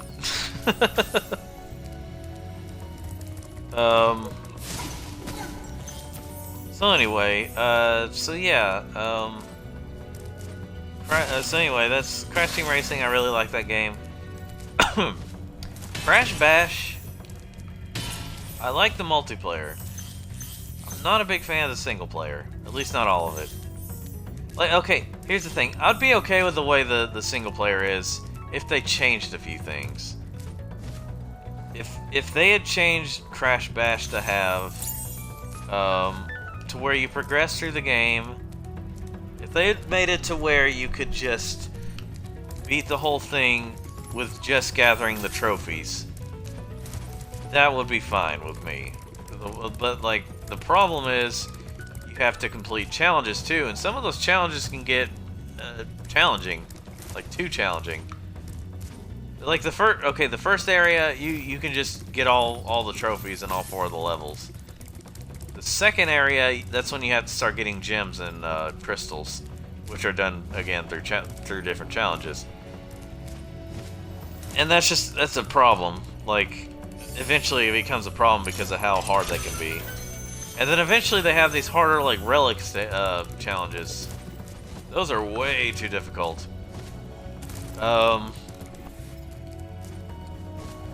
Now, I wouldn't mind if they were just a side thing, just to have a more completionist thing, you know, but like, as a requirement to get a lot of the other mini games unlocked, that's a bit of a problem. Like, here's my thing. If the game was, okay, another thing they could also fix to where I wouldn't mind doing the challenges. If they made it to where the main thing where you have to get trophies was just getting 1 trophy for, like, doing it once, and if you lose, you just have to start over and just worry about getting one, that'd be fine. But you have to get 3 each time, and if the other characters win, you could be playing through the game up to, like, so many times. Oh, wait. Word of caution, little one. Wait until you grow big, like me, before charging those large enemies. Anyway, I found all the dragons. Crash Bash, you have to complete the trophy sections by being the one that gets all 3 trophies. So you could potentially be playing it, and you face 3 other opponents. So you could potentially be playing the game, playing through a level, let's see if I'm doing my math correctly, playing through the game 8 times before actually winning. And just imagine, you play through it 8 times, which can feel like it takes a long time, and if you lose, you're starting all over. Which means there's still another chance that you could be playing through it up to 8 times. Well, excuse me, 9 times, because, you know, if everyone has 2 trophies and each, like, 2 silver trophies, before you win the big gold trophy. Oh gosh, oh, stretching my legs there. So yeah, I would. Crash Bash is probably, it might be my least favorite Crash game in terms of like on the PS1 and stuff. But like in terms of multiplayer, it's a decent game. In terms of single player, it can get really frustrating. It's like, and here's the thing, I wish that the American version had cheats to where you could I think the Japanese version actually got like a little more content than the not just in cheats, but like a little more. It got a little more content than the American release. Because I think like Fate Crash is an unlockable character there in the Japanese version. But yeah, you got that. And you got, you have like cheats to, I think, unlock more stuff. If I remember that correctly. I don't think there's any cheats in the American version. But anyway, I feel like when it comes to these multiplayer games, cheats on, or making things easier when trying to unlock,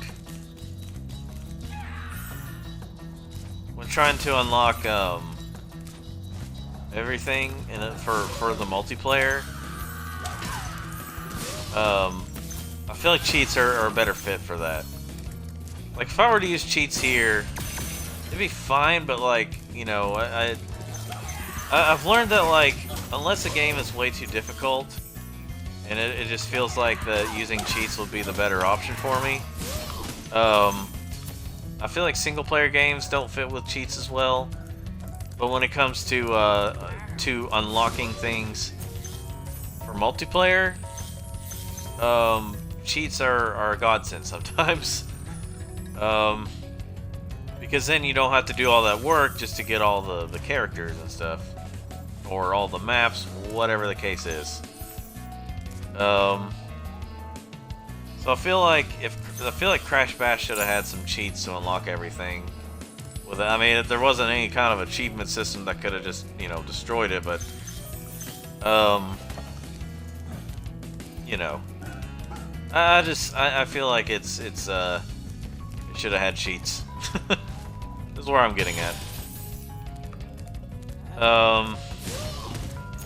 Yes. Oh yeah, the chest is somewhere up there. Anyway. So yeah, Crash Bash, it's good as a multiplayer game. Now moving away from that, let's see, hold on, let's see what Trondu. Dr. Shem thinks he's so cool. You don't know what it's been like listening to him over and over. But I tell you one thing, he should watch his back. Was it Jack from Pirates of the Caribbean doing on here? Jack Sparrow.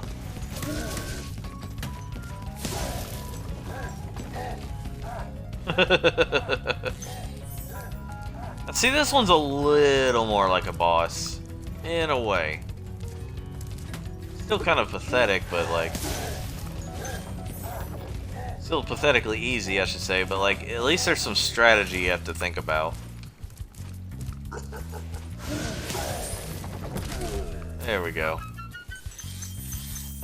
Anyway. My dog's Spartacus is wagging his tail just some way. Hey, buddy. On my bed, and it's just kind of funny sounding. Alright, so Crash, what am I trying to think of here? Crash, Wrath of Cortex. So Crash, you know, that was the first game to come out after, that was the first Crash game to come out on the PS2. The Wrath of Cortex is fine. I don't think it's as bad as some people say it is, but I don't think it's all that great either. I can agree that it's very underwhelming as well. So, Crash Wrath of Cortex is fine. When you're trying to complete it, it's a nightmare, but that's the case with even the Crash games I like. But Crash Wrath of Cortex is fine.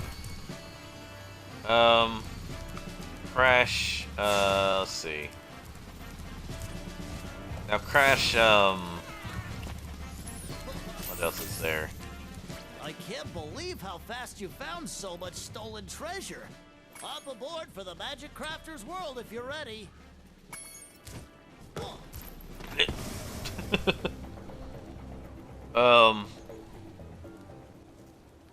else is there? Crash. Sorry, I'm also checking my phone here. I didn't want to go there.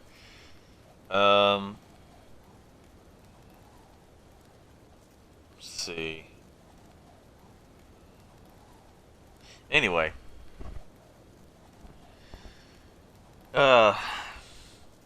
Crash Nitro Kart. That game was... It's fine. It just doesn't feel right, though. Like, I don't get as much... I mean, someone would say just good, but, like, it just doesn't feel right, and it doesn't feel like to control everything, and I don't know.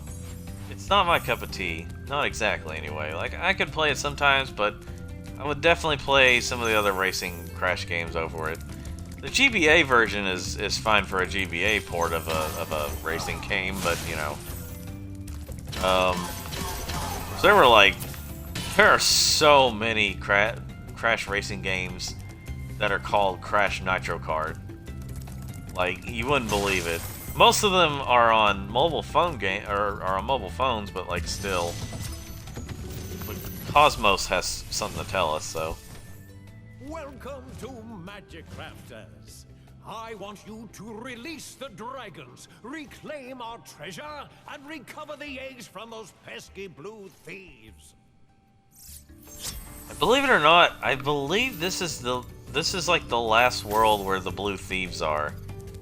I don't know if they just like didn't have time to put them in other levels after this, or if they just got bored with using them and they're just like, let's just. They were making the game, but yeah, this was like the last world with the blue thieves. Like one of those sort of, well, not that they're major, but they're like kind of part of completing this game, and then suddenly after this world, they're no longer around. It's kind of weird. Anyway,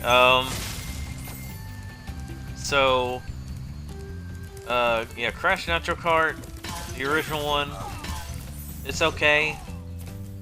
It's just not my favorite Crash racing game. Now, also you've got Spyro, saying that. You've also got the Sony logo up there, like the Sony Computer Entertainment logo.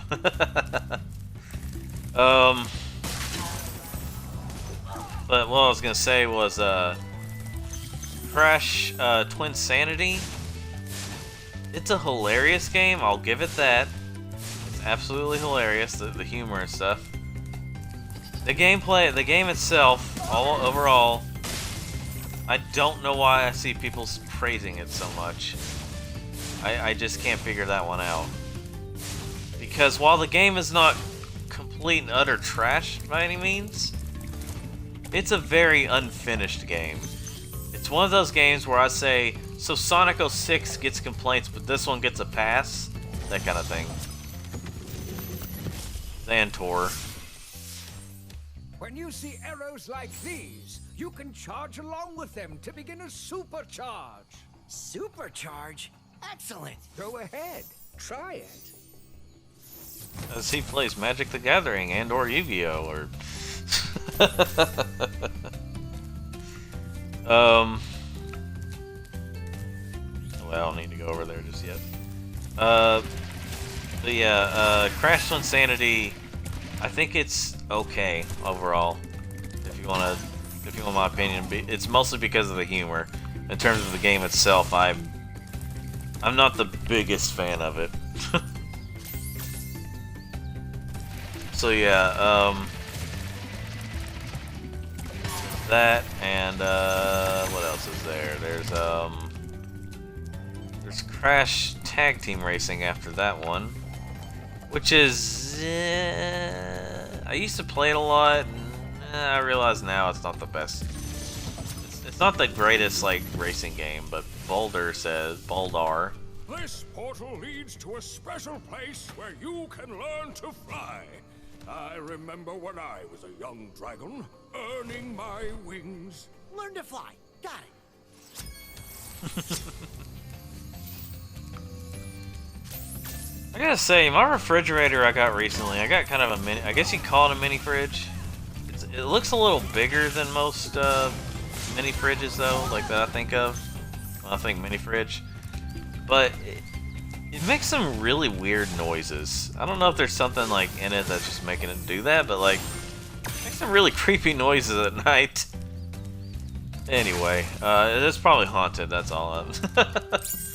Anyway. So, Spyro Crash, no, but yeah, I'm counting the, like, most of the console ones right now. Crash Bandicoot, Crash Tag Team Racing, I feel like is a better platformer and world explorer than it is a racing game, because the actual racing part is not very good. It's very mediocre, like, it's very lacking. There's like no strategy. There's really no strategy to it. Just use the weapons if you need to, and drive forward. That's it. And like, you know, there's hardly even any cut. Like, you have to unlock certain. There are times where you have to unlock. You have to unlock the. What am I trying to say here? The pathways, and it's not really as good.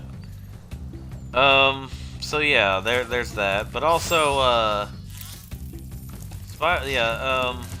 Crash Tag Team Racing has a lot to offer in terms of like finding extra stuff.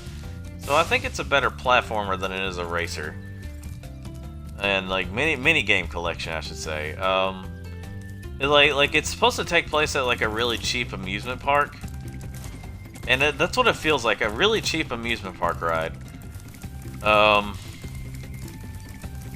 It probably was rushed.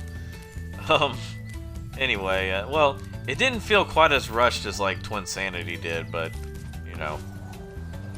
But on the PSP, it's fine. You know, it's actually. The frame rate definitely takes a dip, but I think it's fine on the PSP.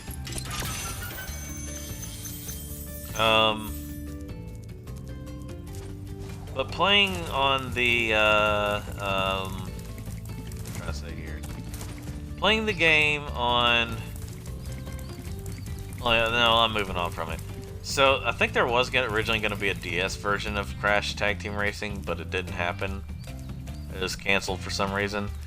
Yeah, I'm going to be doing the other challenge first. So anyway, Crystal Flight. Crystal Nut Flight. So anyway, so yeah. So Spyro, or I keep talking about Spyro.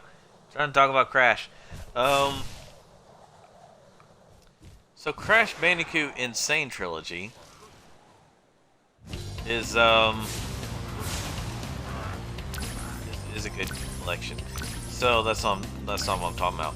When we get into something like Crash of the Titans, those games are fine. Okay. As Crash games, they're not good. As their own games, I have a guilty pleasure for Crash of the Titans. It seems like a lot of people have that as a guilty pleasure. Oh well. We got Hot Wings 2. But I don't know what's gonna happen in those. Let's retry that. Yeah, I have a guilty pleasure for Crash of the Titans. The humor is very cringy, but it's not. But like, there are occasionally funny moments, but overall, they're very cringy. Not very good.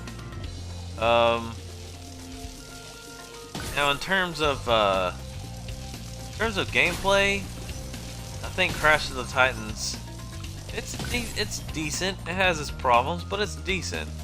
I feel like it should have been its own IP, but I'm sure if they had given it its own IP, not as many people would have bought it because it wouldn't have the Crash name on it.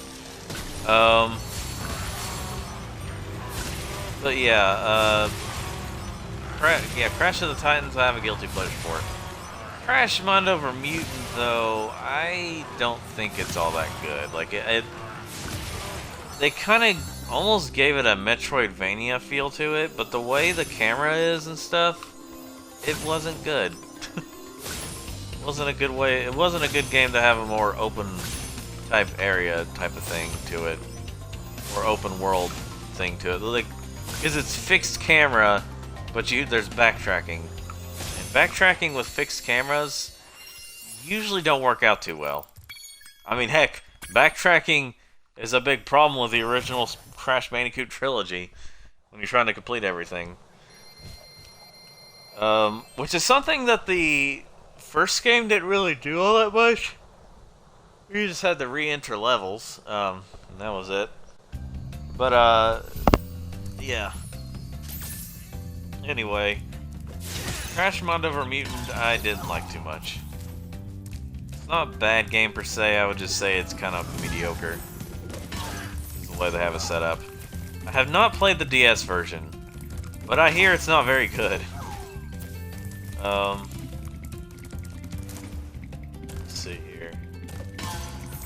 The DS version is a lot like the GB. Is a lot like the.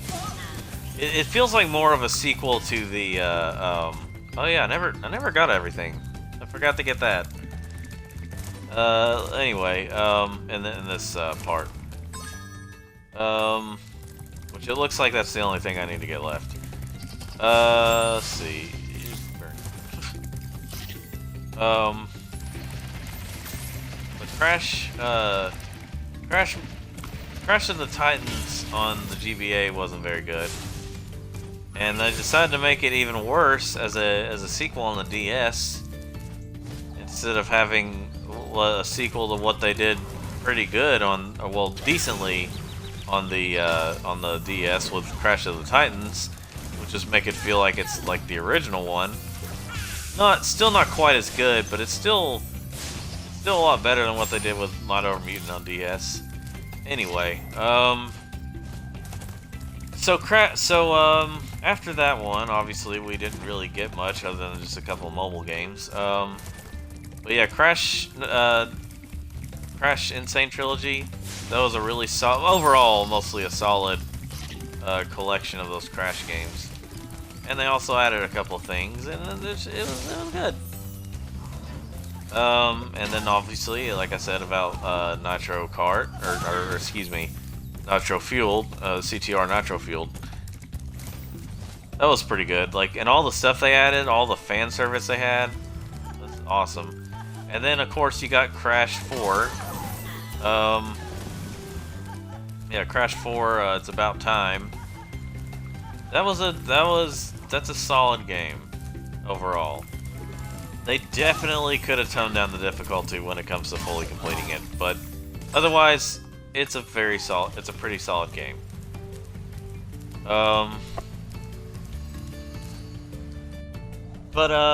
Yeah, so then you have, what else is there? Shoot, I am tired.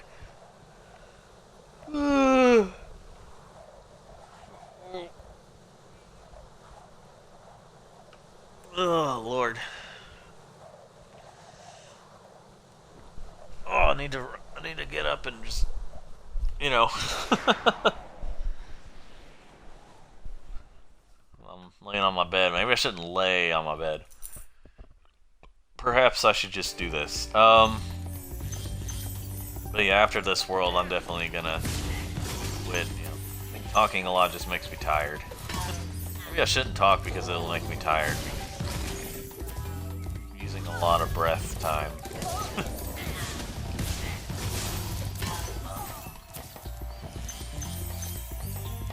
But anyway, yeah, these beasts are actually kind of freaky looking. Well, they actually are kind of terrifying more so in the PS1 version. But I could see a kid being a little terrified of them here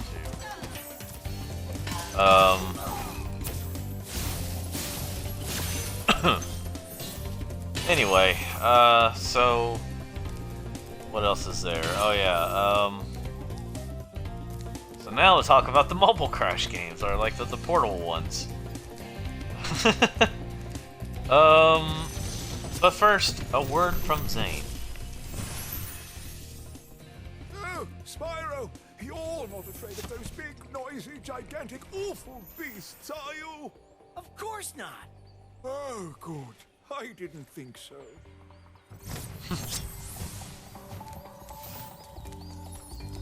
So, when it comes to Crash on portable games, it's mostly good. Okay, so like, so the original Crash on GBA I felt was pretty decent. Believe it or not, Crash Bandicoot transitioned pretty well into the Game Boy Advance. Because I mean, like the GBA Spyro games, I don't like them as much as the GBA Crash games because they use the isometric view for Spyro, which is understandable because they still wanted to give it that the 3D Spyro feel. But at the same time, because of that, they did isometric. It just wasn't as good. The second GBA Spyro, like I said earlier, was alright, but still had the isometric gameplay problems. But anyway, so then you have Crash. Yeah, Crash. What is Crash Bandicoot: The Huge Adventure, which was the first Crash, first GBA Crash game. I feel like that one transitioned pretty well. It's just that you had some gimmicky levels that just, or okay, some of the more gimmicky levels that were in some of the previous Crash games didn't translate as well or didn't do as well as what they were doing on the GBA version. Eldred?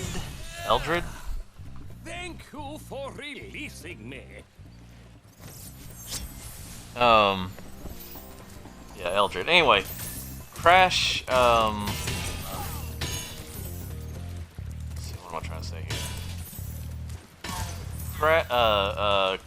Yeah, Crash Bandicoot: The Huge Adventure was a decent game. There were some things I just didn't like as much about it.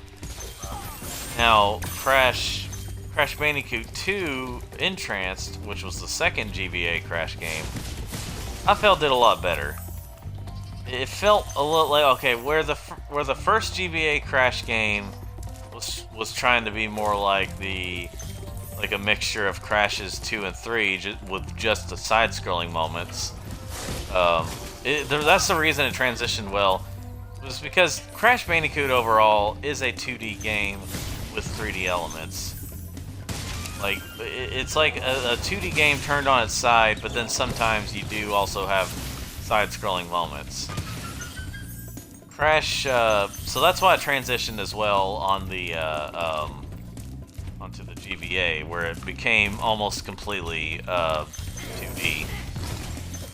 It was overall 2D. It's just that there are some moments that have 3D looks to them. Anyway, where the first GBA Crash game tried to be more like Crash Bandicoot 2 and 3. The dragon Xander says this. Great work, Spyro. If you keep this up, you'll learn all the tricks of the Magic Crafter's world. Anyway, so when it comes to Crash 2, let's see. Another dragon. Let's hear this real quick. Kelvin. Remember that these blue thieves have stolen eggs outside the Magic Crafter's world as well. Don't worry, I'll take care of them. Like I already did. Maybe I guess the thieves like come from here. Like this is their home place, and then like you know, they're just like, hey. Anyway, but this is the last world with the thieves. I think this one goes a little too quickly. Let's see here. Okay, kind of stops for a moment. But anyway, yeah. So you got the perspective is a little weird, so it's hard to tell whenever I'm actually able to hit him.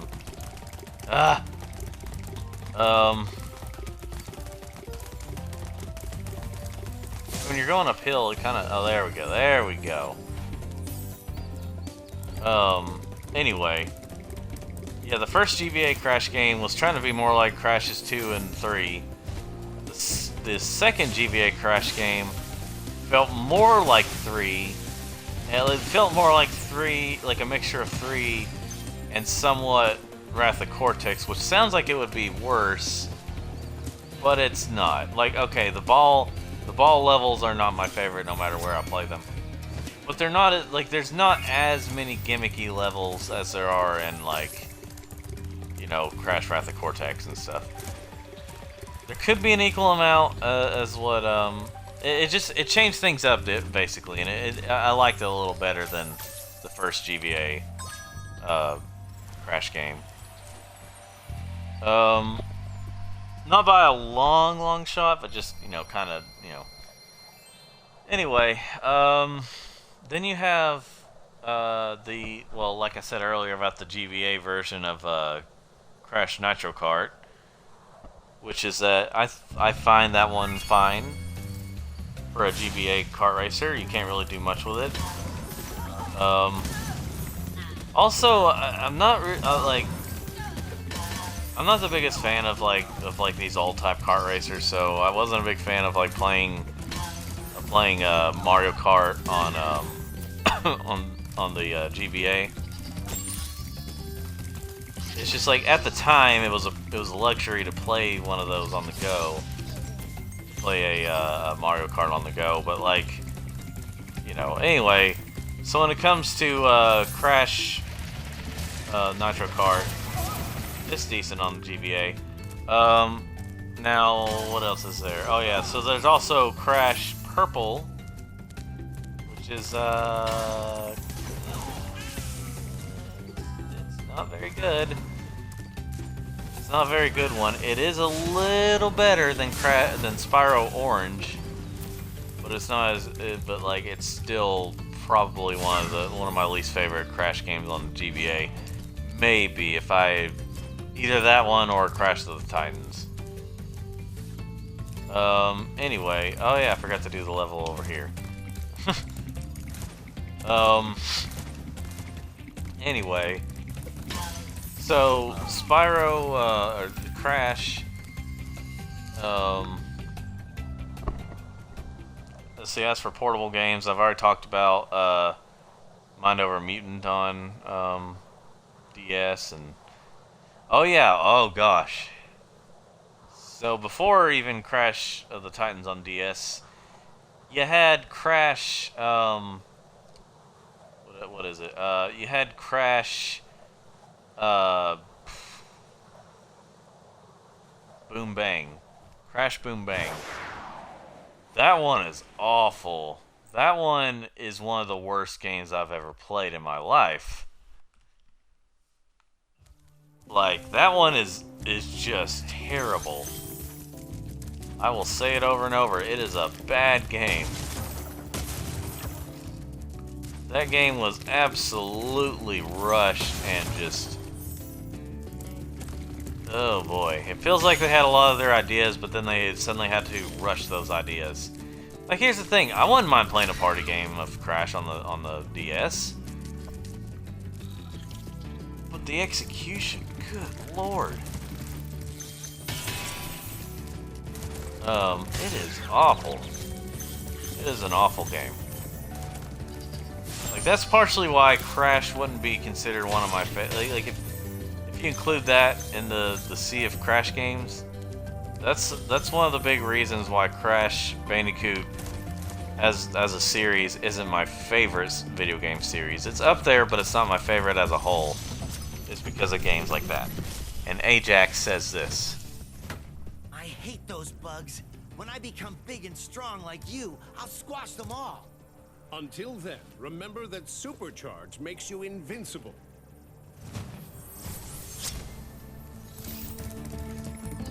So basically, I don't like Crash Boom Bang. See, at first, like when I saw like IGN give the game a 2 out of 10, I was like, surely it's not that bad. I didn't really read the whole review. I just saw that they give it a 2 out of 10, which is usually what people do with reviewers. But I was just like, you know what? It can't be that bad. It just can't be. And then I look, and then I play it, and I'm like, might be a 1 out of 10.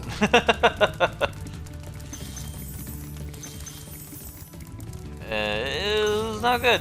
It's not a good game.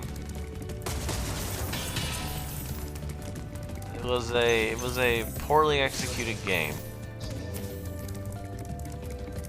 Again, the idea of some of the mini games and some of the way that, like there are some mini games that look like they would have been really fun had they not executed the way they did.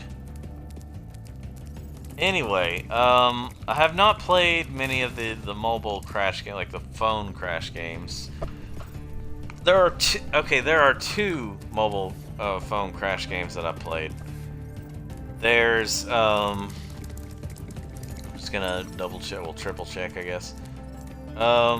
There's the okay, it's in another place. There's the I played Crash Nitro Kart 2 on the iPhone, or on the iPod Touch at the time it was called, but it was probably also on iPhone. And I used to have that, and I played the latest one as of this stream, which is Crash on the Run on like Android and stuff. So yeah, those are pretty much all the mobile Crash. I mean, unless you also count Crash. Unless you also count Crash, Insane Trilogy and Crash 4 and Nitro Fueled. Unless you count all those as mobile games because they're on Switch, or as portable games because they're on Switch. Those are all the, the portable Crashes I've played.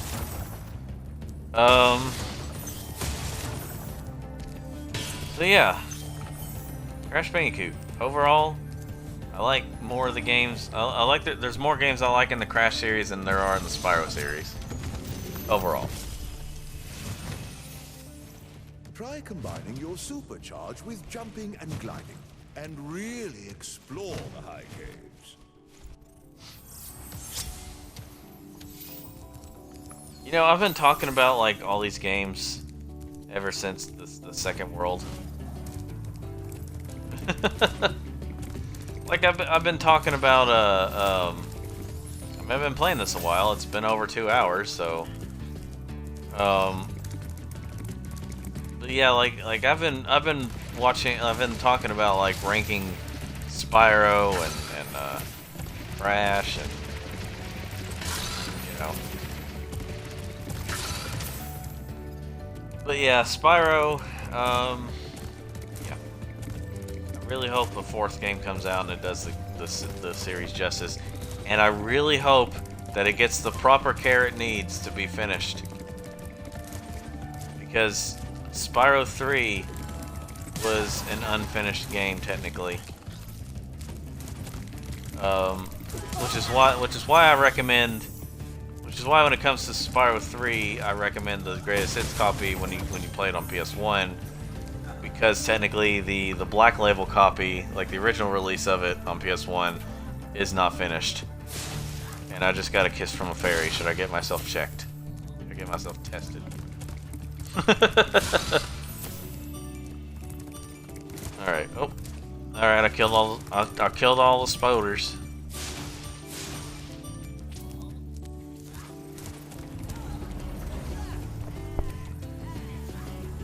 I got an achievement, that's how I knew.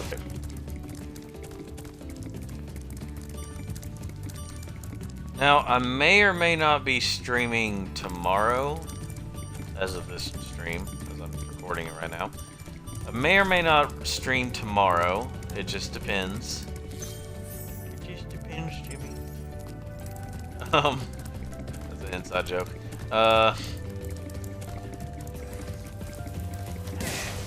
So, it just depends on what goes on tomorrow. I would say don't count on me doing it tomorrow, but I'll let you know, of course, if I decide to go live tomorrow.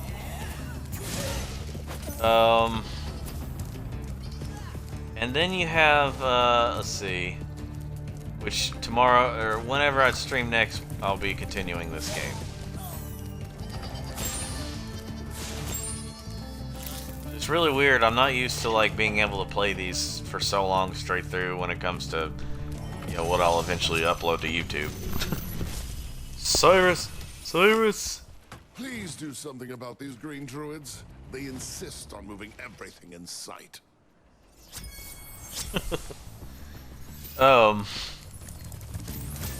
Cyrus? I don't know how you pronounce it actually, but like, of course, if you played Mega Man X4, you know what I'm talking about. If you've made it as far in X4, or if you've just seen the memes in general online. Iris.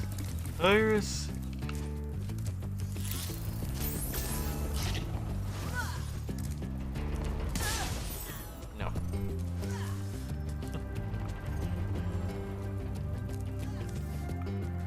I gotta say, Spyro thick. Whoa, almost fell there. But you gotta admit there, Spyro's thick.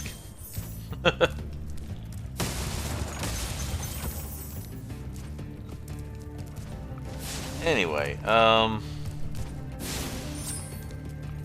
there we go. Got your skill point. Oh yeah, I'm missing something. Oh, in there, that's right. Not in here, but rather in there. Alright, anyway. So, Spyro. I can't make it from here.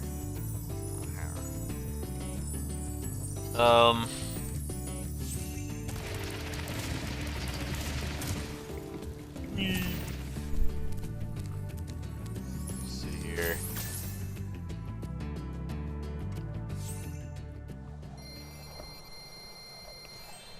So yeah, Spyro. This game is fun. Not really used to playing in very long periods of time though. While talking. Oh gosh. Oh, still tired. That's why I keep yawning.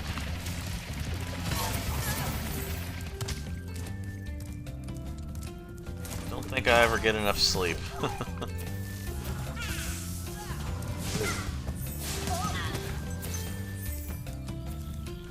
So altogether, it's like 5 levels per, well, 4 regular levels per world, and then you have 4 regular levels per world, a flight stage, and obviously you got the hub world overall to like collect things. What else is there? Oh yeah, this is the place where you've got the what is it, the where the guy from the police made the music for this game, and he also made the opening. He also remixed the theme for this level for the Amanda Show, which I'm pretty sure I've mentioned just about every single time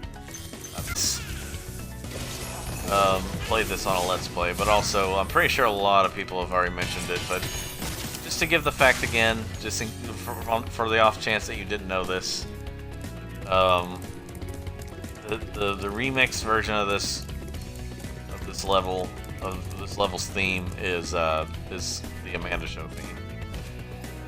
Anyway, I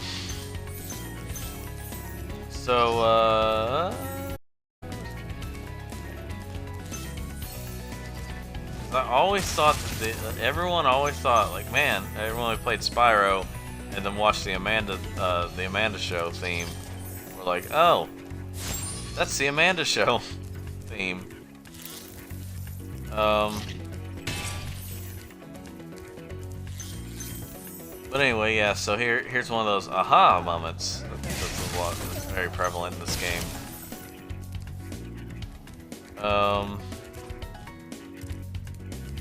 Before I get that dragon, I need to go a different way and get to the other side and also collect more of the gems. I need to get on that side too.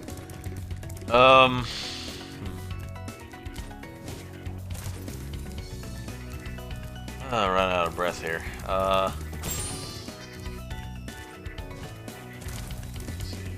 Which technically I could just play the original music if I wanted to, but there's an option for that, but I'm just not gonna do it right now.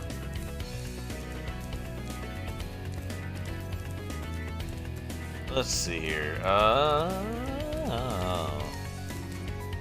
It's kind of weird. The longer path is the one that leads to the first wizard that you see if you go on the regular path.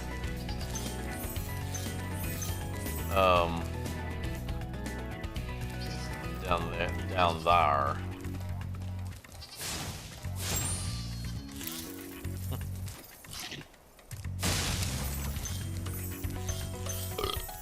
Anyway, here he is. There we go.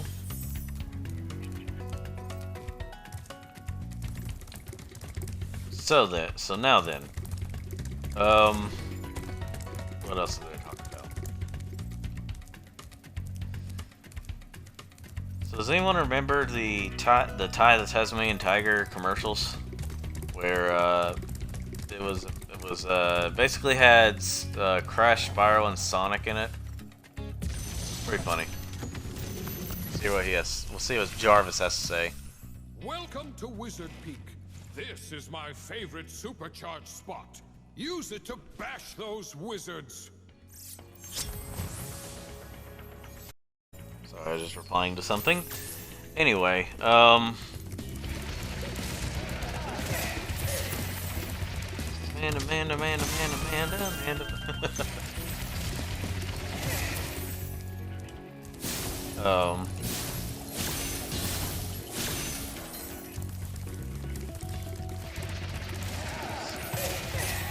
I gotta say though, for some reason, like, oh, of course.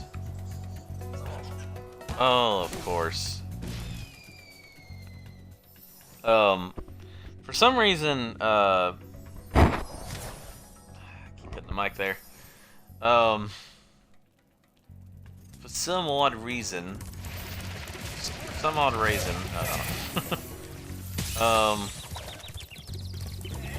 some reason, I just forgot what I was gonna say. Anyway.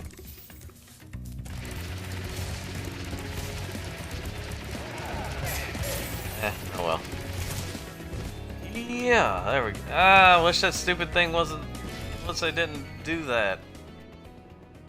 I kind of understand why they did this, but at the same time, why did they make him drop so much?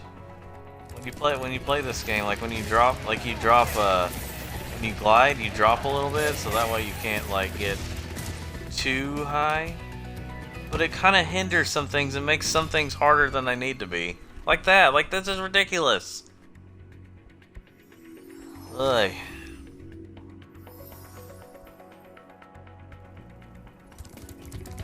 Dragon. That's what I mean by it should have had a. That's partially what I mean by it should have had a little more time in the oven. Things like that should have been fixed a little better. Where you don't just fall down. You know. By the way, goodbye. No, that's not the last one. Or is it? I guess it is. Huh. Wait, there's like one more over there.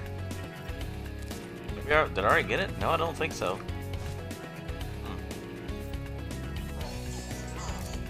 Yeah, there's one more left. What are they talking about? Maybe they assumed that you get that one last, and so they just placed it there. Alright. There we go. Now I got them all.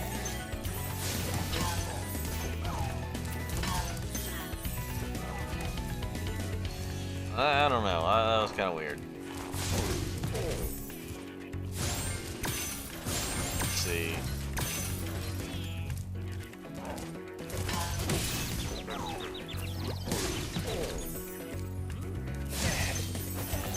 Die. Okay. Lucas. Listen carefully, Spyro. There's a secret area in the artisan's home world near the waterfall. Try jumping on the stones there. Artisan's homeworld? Waterfall. Sounds good.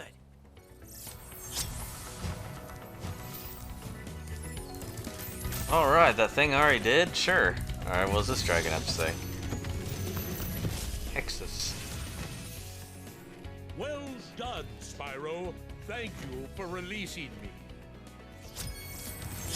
Yeah, there's definitely more to the dialogue of those characters than I originally remembered.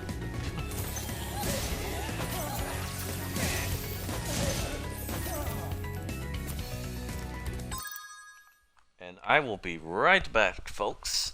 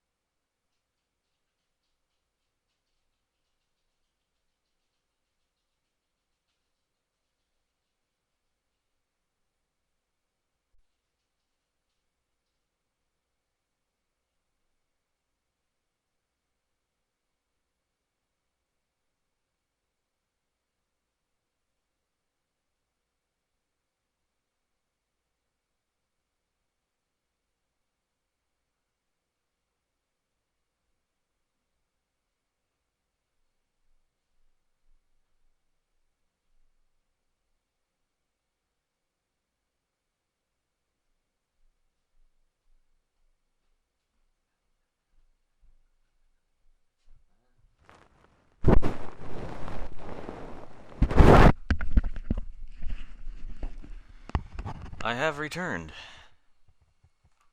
because I had some very important business to take care of, which was peeing. Oh Lord, my dog's about to bark now.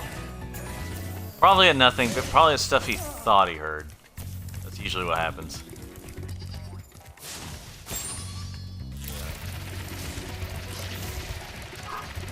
Really gets on my nerves. Because there's nothing to bark at. Hold on just a moment. Spartacus! Spartacus! Chill. Chill out. Chill out. Calm down.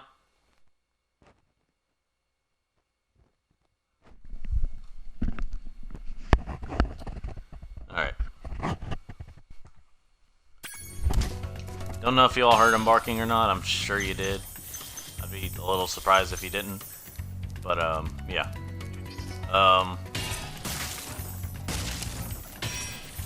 Yeah, they think they're just absolutely protecting. He hears a sound and he's just like, I don't care what it is. I'm not gonna listen. I'm just gonna bark. I do. There's some vehicles out there, but he kind of barks at too many things. Anyway. I love him though. Let's see. Now I shall do this. We'll get those first. I forget about those a lot. Now we're done with the level. Let's see. Yeah, wow, this has been going on for. Could be my longest stream yet. Could be wrong on that, but I think this is my longest stream yet. It's been going for, I mean, it says right here I've been going for 161 minutes. That may not be the case because I probably, if you're watching this on YouTube, that may not be the case because I am, I'll probably cut out the moments where I've, you know, paused it for a long period of time and cut out the part where at the beginning when I was, you know, doing stuff. Anyway, I'm just gonna get an extra life here. There we go. So yeah, here we go. Last level of the world, of this world, and the last level we will be doing for this recording, for this, this live stream. Now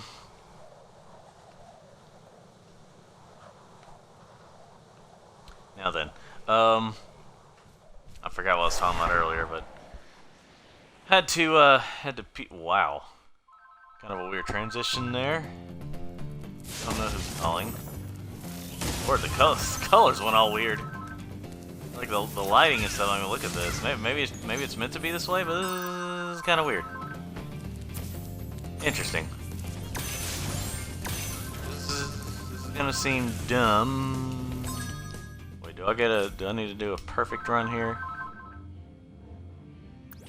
Oh yeah, I don't need to do a perfect run. At least not with the skill points. But I'm gonna die real quick, just to see if it'll fix the lighting, or if it's just meant to, or if the lighting is just meant to be like this. No, I guess it's just meant to be like this, or it's still messed up. That's weird. I don't know, something about the look of this. Anyway, I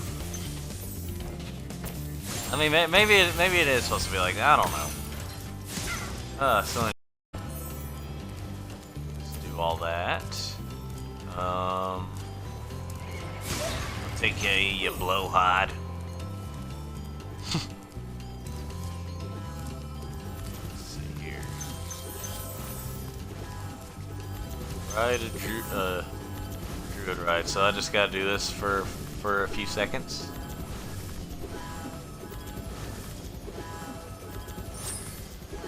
There we go.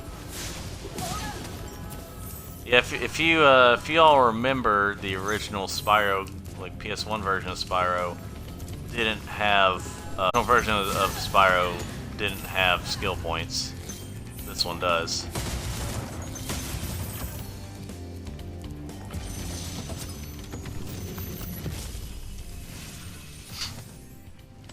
Thanks for releasing me, Spyro. You have no idea how long I've been trapped in Crystal. And, neither do I. Who are you again? I'm out of here. And also, Spyro was not originally voiced by Tom Kenny.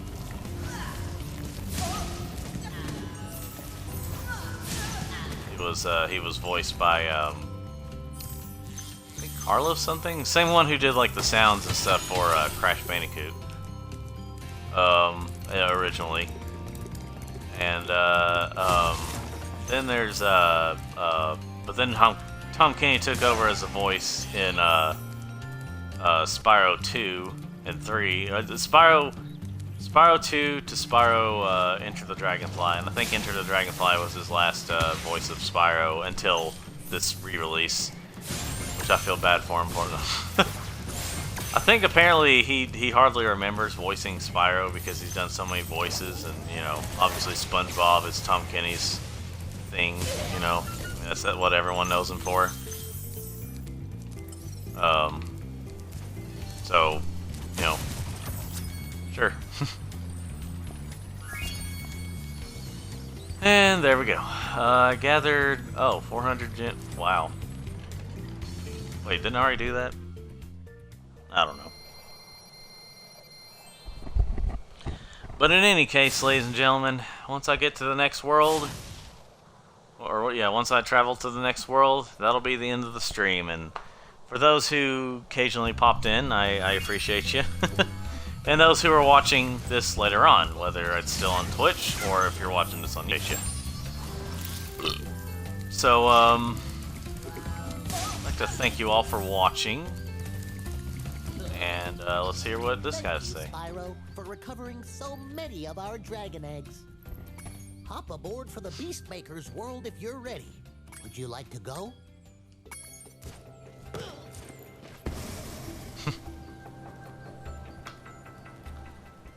So yeah, as we travel to next time we'll be going through Beastmakers.